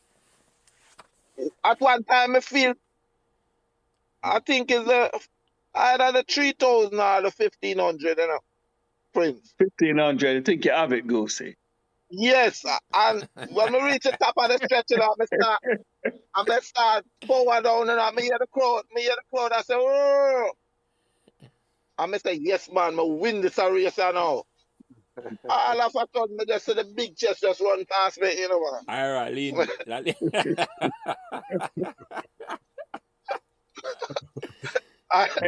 then he said, all right, you can't take over now. That was his last race. He said, all right, you can't take over. Yeah.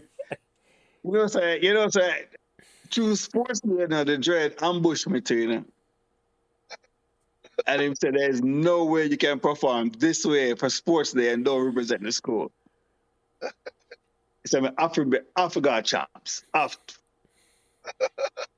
Yeah, man, him said, cannot escape without going to champs. Never go a one track practice. Yeah. Yeah, ball was the thing for me, so I never even bother with the track practice thing. Yeah. And I made it up. Yeah, got champs. I made got champs for you that year. We run against Gerald Cross. Yeah, we run at the 1,500 against him. Yeah. I have him on my site, man, for the final lap, come on, about the 200 meter, and come down off of my spikes them and went flat and couldn't go back up.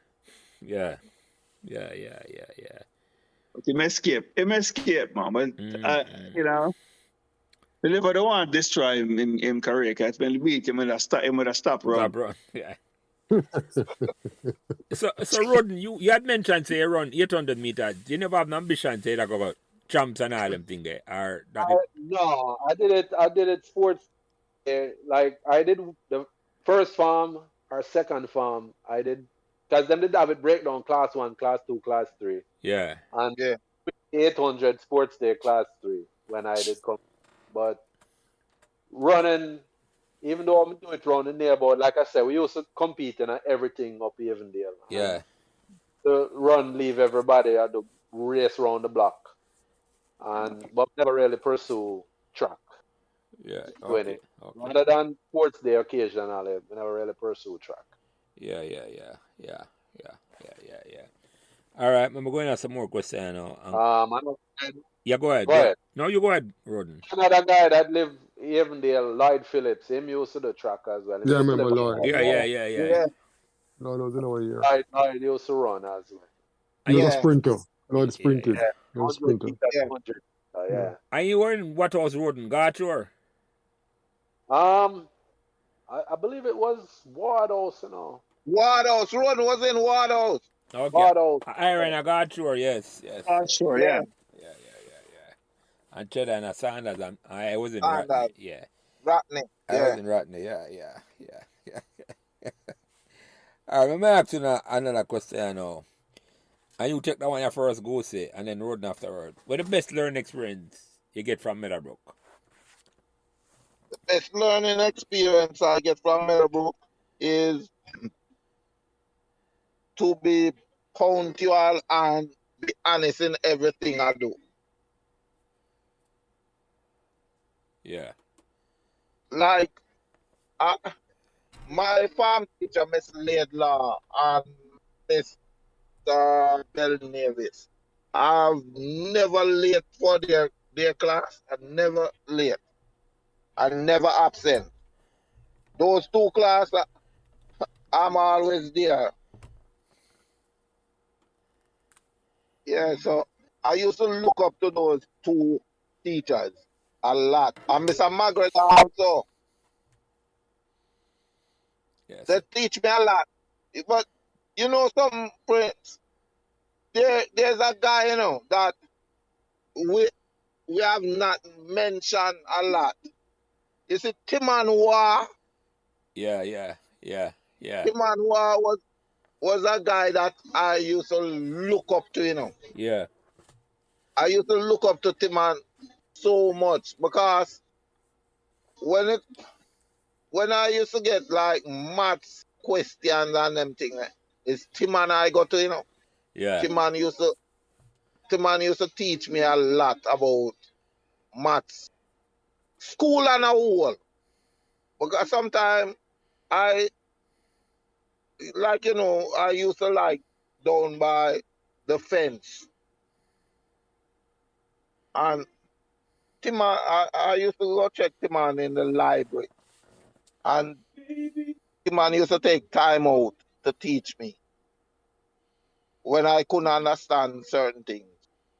Yeah, so I look up to him a lot. You have to big him up a certain way. Yeah. Yeah, man. Yeah. Yeah. Before you answer the question, Rhoden, I have to ask you this. Because I talked to them last night, I never tell Chris this. I may have them tape already. Richard and Ian Chung. You used to go around at them house? No, I mean, I remember them well, but no, I never ventured around them house. Yeah, man, because them used to have like a sporting academy around at them house to them summer. And the mother and father were a very integral part of the school and the cricket. And then when I for them remember conversation come out, you hear it. Yeah, so yeah. Yeah, so what the best learning experience you get from Meadowbrook, Rhoden? Boy, I'm gonna answer this one a little different. I learned what not to do. That's the best learning experience that I had at Meadowbrook. Not honestly, taking full advantage of the opportunities from book work, classroom standpoint. I was unfortunately the king of cutting classes. And as I look back, there were opportunities that slipped by that I could have used in great ways. You know what I mean? Yeah. So I went and put it in a different ways. Not the great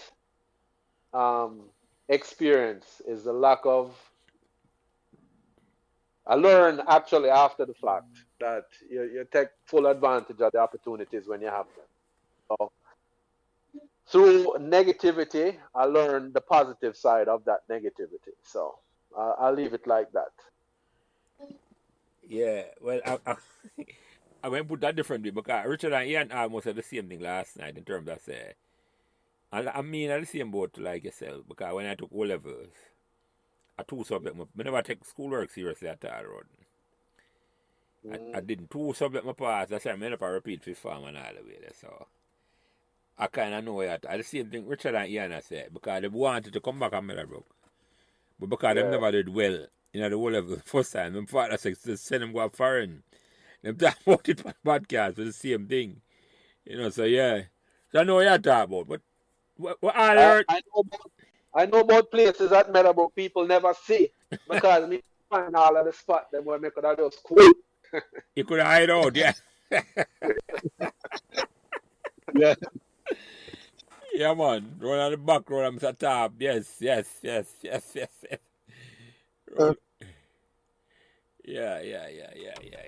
Jolly, I have a question for Goosey. Goosey. Yeah. Two questions. How did you get the name Goosey? And we never did learn of your middle name. Yeah, it's a good question. Okay. All right. Oh, I got the name Goosey, Mm-hmm. It's from down by Balmaji Primary School. One day I got my friend to a friend of mine. We used to go and me used to go, we used to play Manning Cup for Arden near Shatty Paul. So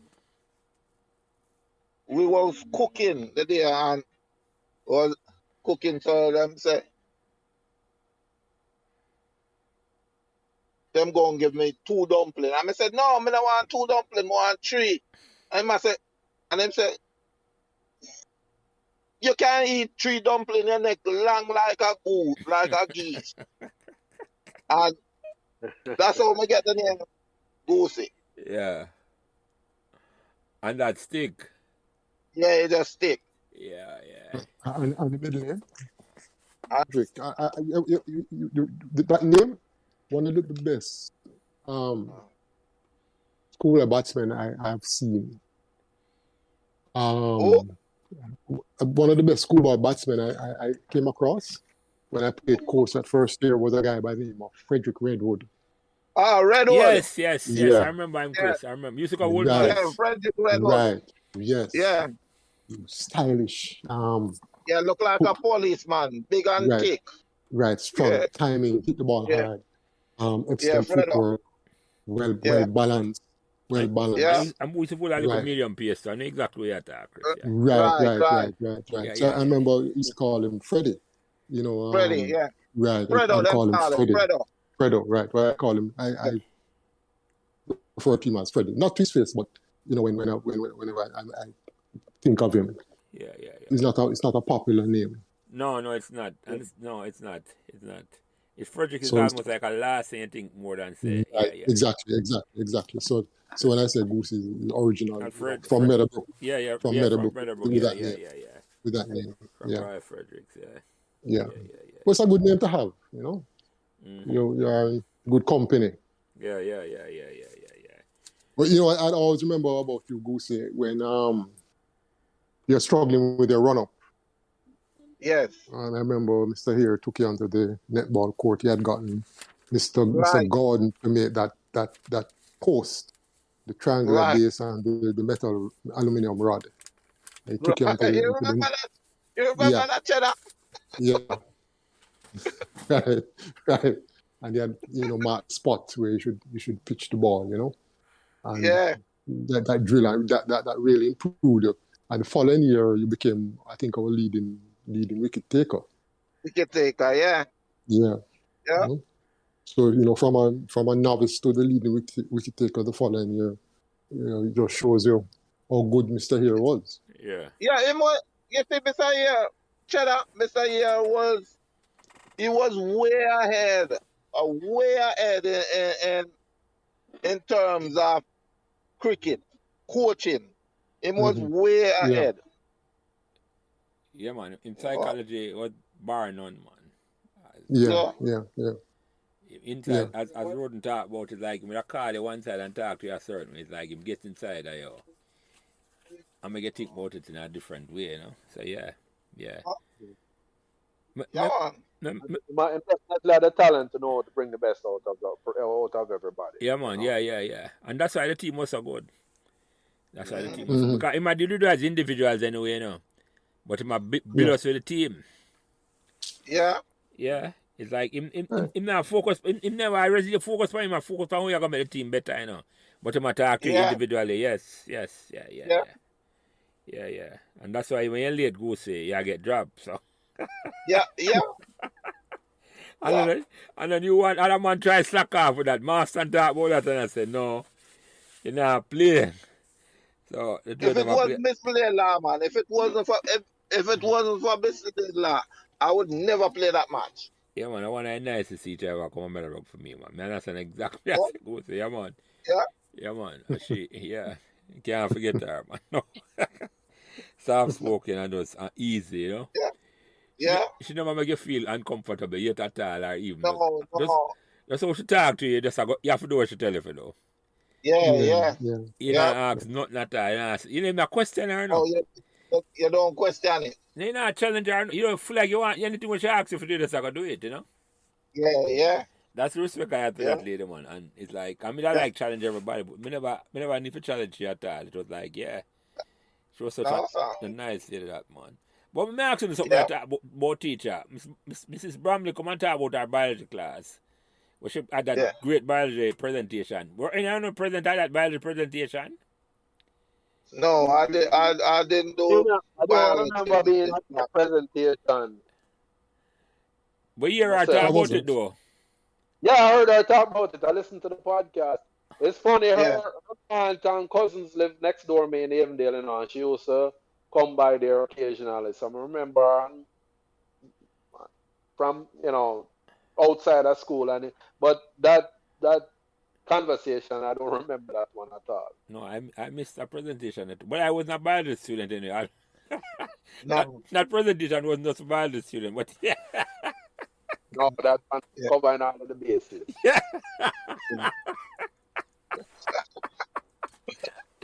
All the bases run exactly right. I will leave that out.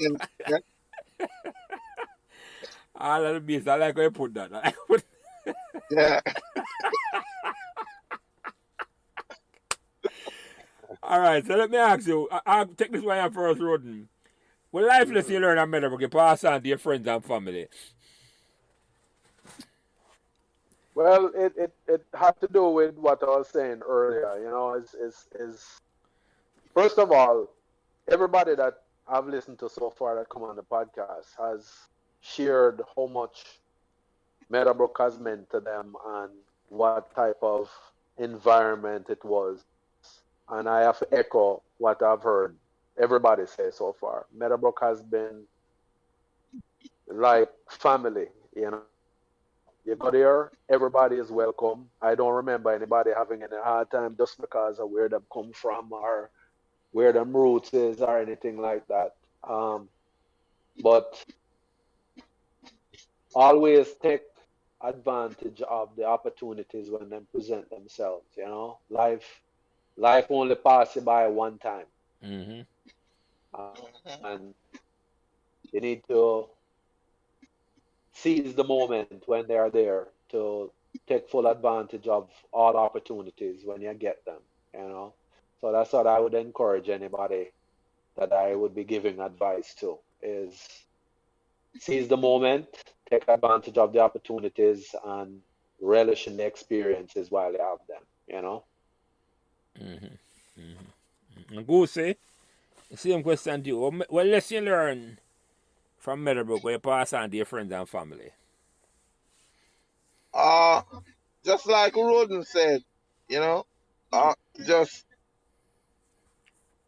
take the opportunity when you get it, because life it's only a one time chance. So whenever you get that opportunity, take it and make the best use of it.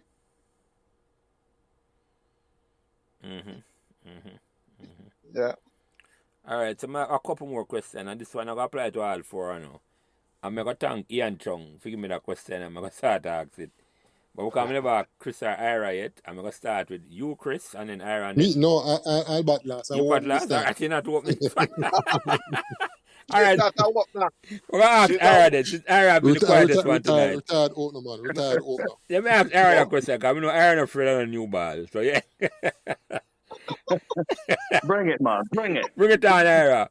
And I thank Fucking- Ian Chung for that question. And Ian said, come and ask him, say, where do you think Mr. Ask? And him say, all right. And it's a good question, so I have to ask it. Ira, how it make you feel? I bring up back the memories you have from Meadowbrook after 40 years. How does it make you feel that you can bring up back the memories there? These memories, give me the most fulfilling feeling, because at the time when I went through the institution, for me, I came in 78, and I was out 81. So it at the time I didn't consider myself being on a mission, but when I look back at it, it was like a mission for me. So I came in, went on back into major leagues, and then life just take off from there. So listening to to Goosey, to Everby, to I mean, all of the students, that was there with me or came after, the things that they're saying is not even that was not even on my mind as the things that was happening, because I was just moving, I'm moving at a certain pace even though I was there, but to listen to everyone share their feelings and share their thoughts and their memories, it really gave me a deeper connection to the institution that we went through, because Meadowbrook was very diverse. It was everything that every person that came on said it is and more. So it was a great feeling. And you go say, how it make you feel after 40 years I bring back the memories and I talk about the memories there? Well, Jerry, it made me feel good because listening to the podcast with people that went to Meadowbrook with me at the time and some that comes after. I mean, it lets me feel good because a lot of these memories I didn't even remember about it. And I won't change this memory for nothing. Uh, the school has groomed me in such a way that if if it's a case that I would recommend a student to any school, it would have to be Meadowbrook. Yeah, it was such a family-based school that keep you in line, and at the same time, you can have fun. Yeah, man. Yeah, I see me feel about it goes. The family Yeah, based thing. Yeah, I remember them thing. We can come talk about them thing. I say yeah. I think we should write a book about it, Jelly. Yeah, that Put all these podcasts into a book. that might up on the card. So yeah. Yeah, man, that's a good suggestion, Goosey. I've been thinking about that too. Let's put it in a Yeah, written yeah, format. Where right. a man can read and the student will come on Meadowbrook or come afterwards can listen to them story because them how we call them type of story, Chris, as a historian. We Yeah, call them I think not even first base, we call them, not first source. really, yeah, life Original experience source, first yeah. source. Yeah, Original source story them, yeah. When you really want to get to the heart of the thing. No for the time a man a report back for when me or a man say, but this is where man I hear it back. Original source. That's how the historian would call it, Chris. I try to remember the name. So yeah. That's a good idea, Goosey. That's a very good idea. And you, Rhoden, same question. What make you feel I bring about the memories? So, you know, I pride myself in remembering a lot of stuff, and I'll piggyback a little bit off of what Ira mentioned.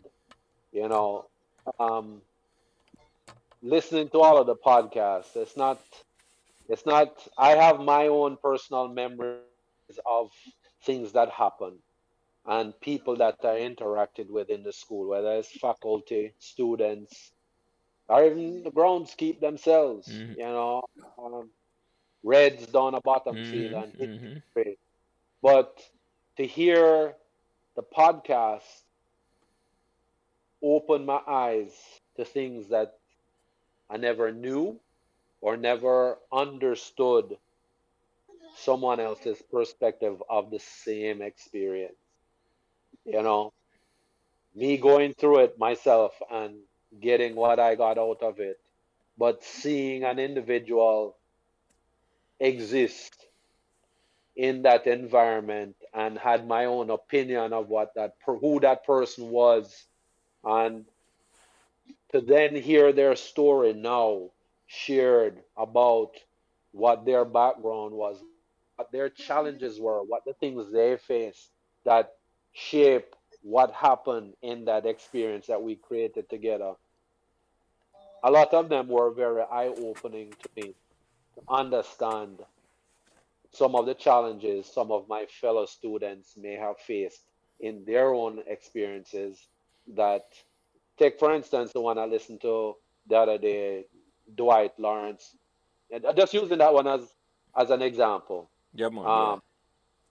where I saw him as a young track guy and could never knew why he stopped running. And I'm sure that experience on his podcast that him grew up in a household where extracurricular activities wasn't something that was important to him parents. So he had to go home after school. I don't remember all of the details of what I'm sure, but little things like that. When you hear somebody tell their story, Yeah. and you get to understand, you watch a movie and you see the movie, but you don't know what it took to make the movie. Yeah. When Yeah. you hear people's story, you get to understand their side and what helped form the experience that actually happened. So for me, that's what I get mostly out of listening to everybody's experience is understanding their journey.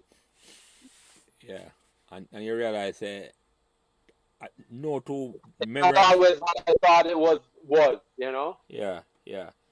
No two memory are the same. I mean, Exactly. all our Yeah. play for the same cricket team or sports team, and all our have a different memory about different things. You see me I said to you. So yeah, Yeah. because memory is something. Them certain way memory come from sometime, but So yeah. So you, Chris, how it make you feel? I bring up back all them memories after all these years. Well, well, immediately one thing that comes to mind is looking at our cricket experience. That Meadowbrook really prepared many of us for success. Whatever the success, however you want to define success, whether it's academic, professional, family, whatever business, whatever it is. Look at what it took for us to win that first cup. The hard work, the sacrifice, the planning, the ups and downs, the losses, the major losses, disappointments, and overcoming those setbacks and ending up winning the cup in 82 and then 2 subsequent times.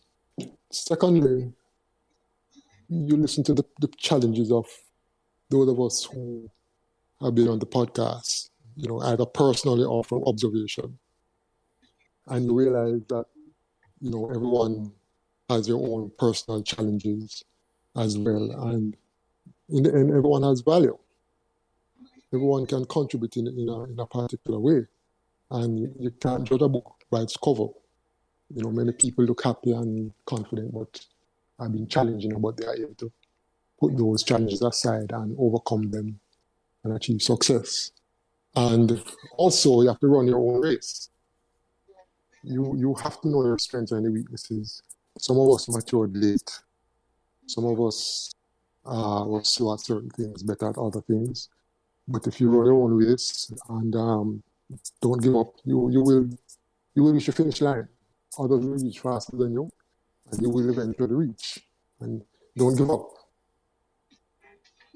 Yeah, Chris. So you hear that, P. Brown?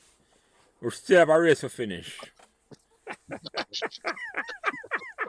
And Goosey needs to go back on the scale because that weight he has given us doesn't I have sound. 225 now, Cheddar. 225 and scaling down. I hope I don't get to that weight. You were well said here, Chris. Thank you for that. Thank you for that, my brother. So yeah. So the last couple of questions, and well, not even a question, but I go around the table again, because I like to ask this again, And I'm gonna start with you, Goosey. Is there any question or topic where you think me could have bring up or me never ask? A lot of time man come on this, and like the next day I say, boy, Jelly, you never have asked me this. I know so I'm gonna sleep or I dream. Remember, I should ask a question or comment. Anything where you think me could ask or me never ask?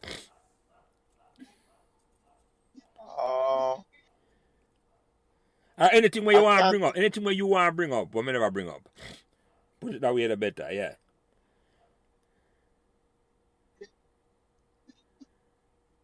No. I think you have covered everything. Yeah, man. Yeah. Respect that. And you, Ira, anything where you could have asked Goosey or Rhoden, we may never bring up at all, or anything where you want to bring up? No, everything was well covered, man. One of the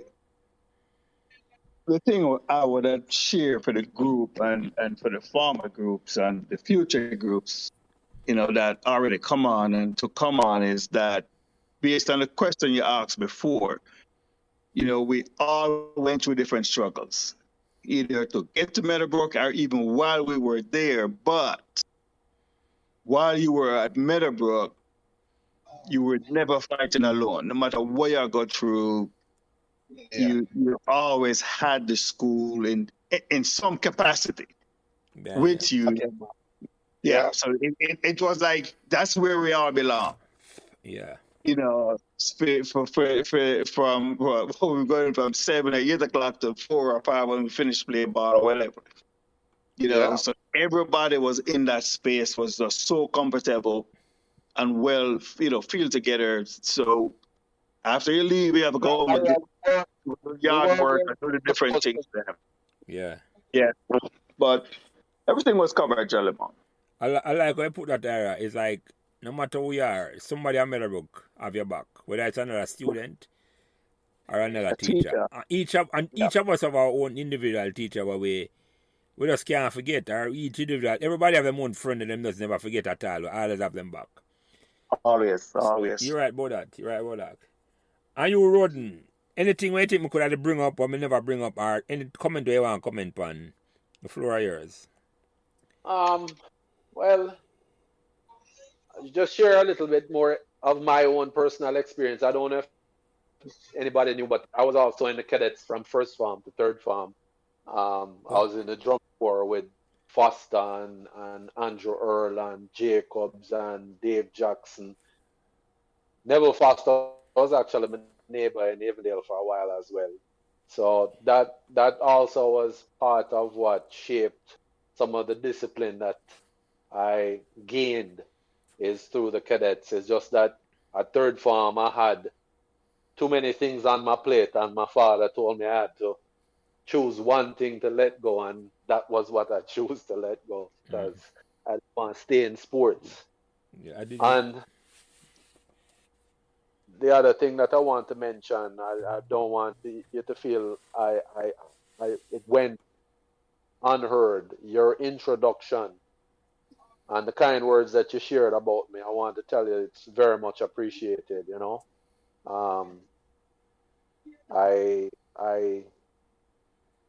always knew I brought value to the team and everything, but to hear your words and you phrase it how you phrase it, it is appreciated. So thank you.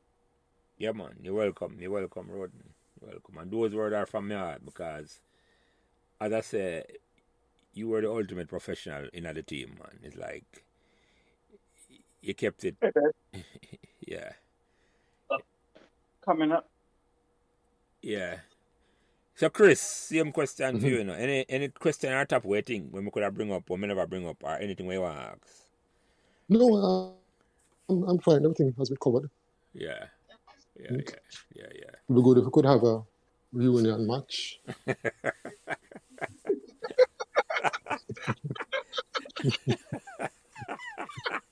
So let's see Goosey run up. Yeah, we run up and all, yes, with the 225. Where say, hold on. Where say, you think we could have taken him now in a 22-yard race? I would put it this way. I would face Goosey without pads.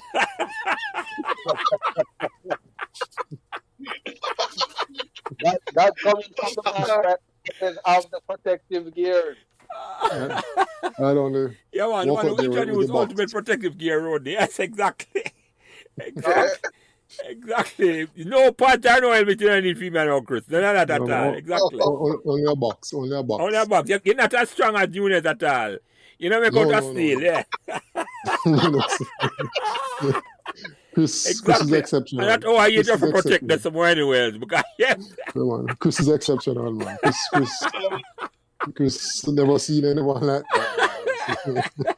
The only Cuban. Yeah, One man, and only. before reach out back to him, you know, Chris, because I want him to come on, and I love him come tell him story, though. I've got to reach out back to him. Yeah. I still can't forget the sound when the box made contact, you know? And he just brush it I off. remember Brush it off. just take But him like I said, all right, just continue. Man, make out a steel here, man. Him are the original steel. Well, they've got Iron Man, original Iron Man, man. Meadowbrook Iron Man. And you know, Chris is such a modest and Yeah, man, decent guy. easy, yeah. that's calm. Yeah. Calm. calm. Yeah, man. Yeah. Yeah, man. It was, to me, Rhoden, if him come on and play for the Sunlight team, you ain't would have compete for the ultimate professional, man. It was that, man. Team player and professional.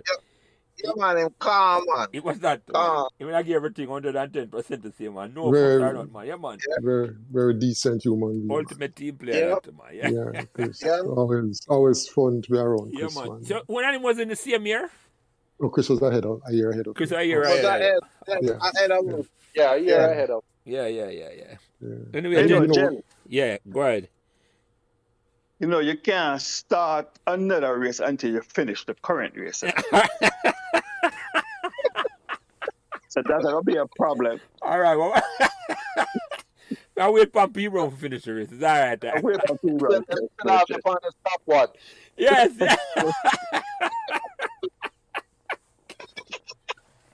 Quick single. Yeah, man. And them, you see when people hear we are talking, and them phone and we talk about them going to play, man. That's straight up Yeah, same, man. man.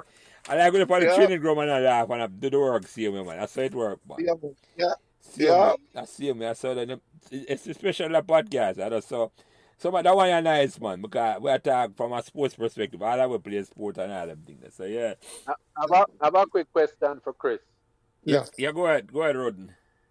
A few years back, you did reach out to me with an attempt, a consideration for trying to potentially do something for Red Dread.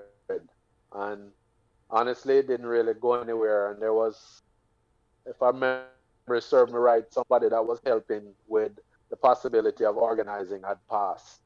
Yeah. You guys talk about anything? Well, Jill and I have spoken about a sort of for want of a better term, a reunion, where, sort of a informal dinner, where we would have, the individuals who were behind the scenes and up front during those years, to sort of a thank you gesture. Mm-hmm. And the thought of, getting him down to Jamaica, came across our mind. But intervening events, I suppose, it's still something that Jill and I speak about, and it would be good if it could materialize. Yeah, Yes, yeah. that would be very good.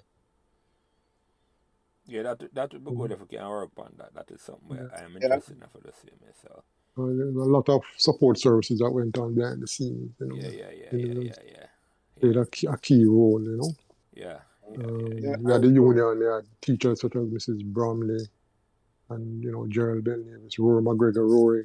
Rory never missed a match and he scored. Yeah. Never miss a And Tegre Yeah. was a scorer also. Mhm. Tegre was like the manager. And Dewey, late Late, great. Robert Dewey. My friend, good friend, Robert Dewey. Yes. Okay. Yeah.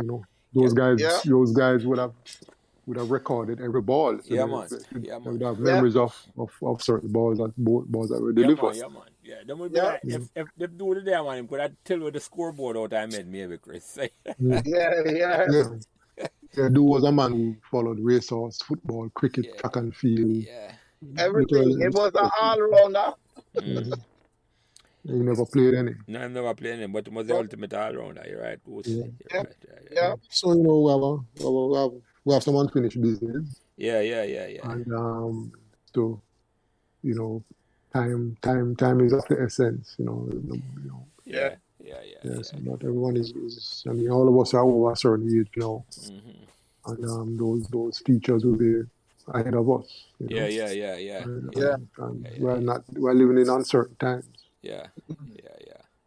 So it's good. It would be good to have something.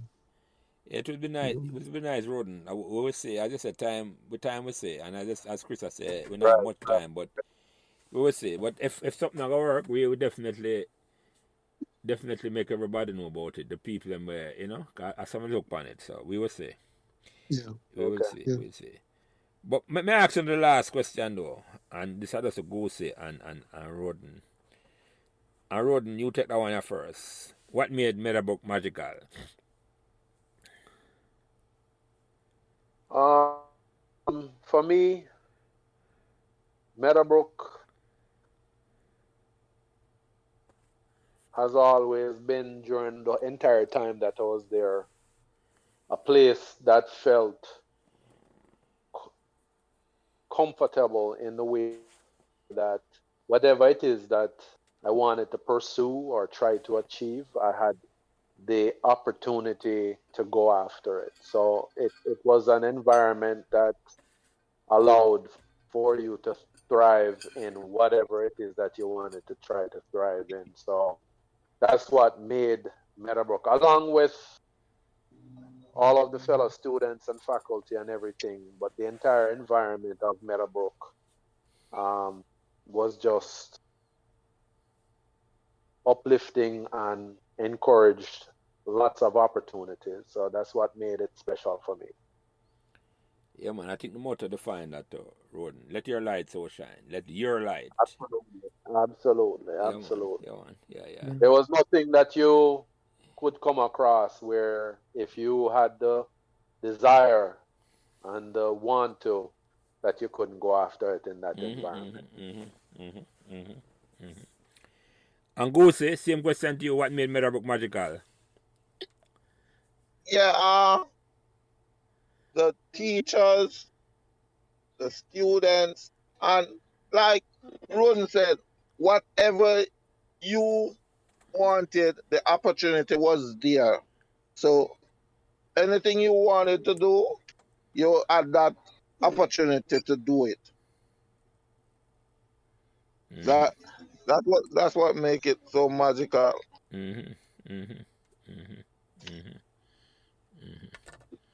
Anyway, gentlemen, over 2.5 hours there now. I'm just going to ask each of you. I'm going to start with you first, Ira. Any closing remarks before we close out the show, yeah? Nothing exceptional. This is always great to always have a chance to refresh our memories, especially as old as some of us are, and not only refreshing memories, but able to laugh at them, you know, at some of the things that we went through and did. But Goose, this was an honor, you know, to you invited me on, you know, to your memories. You know, it's always great that I was able to leave something with you and share something with you while I was there at school. You know, and Yeah. I'm taking all of this as always, what everyone is sharing and remembering, and taking that with me as part of my Meadowbrook experience too. So I appreciate it. Yeah. Yeah. And you, Chris, any closing remark? Just that as usual, it's always great to reconnect with teammates, those of us who toil in the vineyard, and to hear their memories and to capture them, you know, to preserve history, so to speak. So it's good. Really enjoyed it, and you know, to reconnect with Graham. You know, that first day till 1977, right through to July '82. You know, 5 years together. You know, we grew up together. Had similar memories, you know, disappointments and success. And Goosey, any final word? Yeah. Any closing Yeah, remarks? Fred. Sorry, closing remark. No final word. Closing remarks. Sorry. All right. Before the closing remarks, I want to say thank you for having me on your program. I also want to say thanks for letting Christopher Cheddar and Ira Turner and Roden, all four of us, on the same program so we can share our memories back in the 80s. You know, where we have a family base. Also, just before I go, I want to say special thanks to Julie Newman, Camille Ramsey, and the late Saffron Ramsey. May she rest in peace. Because those three girls used to be with me at all times, during my ups and my downs. Yeah. Yeah.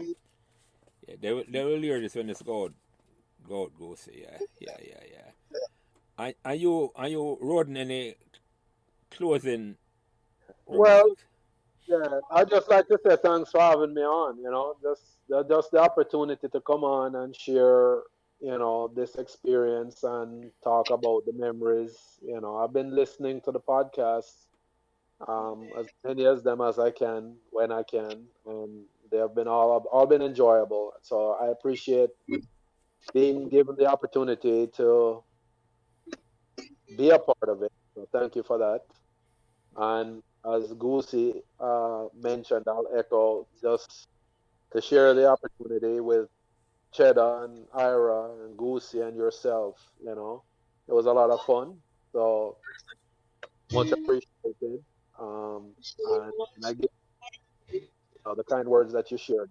I do appreciate that. Thank you. Yeah, man. Yeah, gentlemen, this one was a blast. I enjoyed this. So, Ira Turner, thank you for coming back. Come share the memory. Christopher Cheddar, Big Bats. Well, me share the memory. Stanford no Goosey problem. Brown. I'm glad you come on. All 225 pounds, you come share your memory.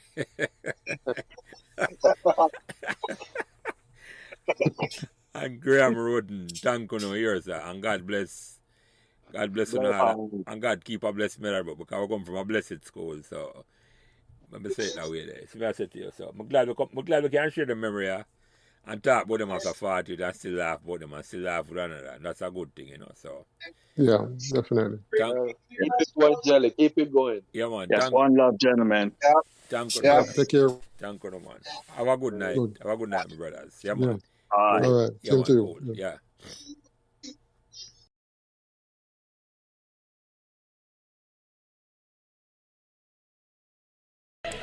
Thanks for listening to Meadowbrook Memories, and remember to give us all the support and encouragement you can on whatever social media platform you are listening. And special thanks to my production manager, Kyle Prince, who takes care of everything involved in getting the podcast out every week. And without him, this podcast would not be possible. It is his expertise that allows me to do what I love doing every week, having great conversations about Meadowbrook Memories, and he's responsible for everything else. So again, thanks to my production manager, Kyle Prince.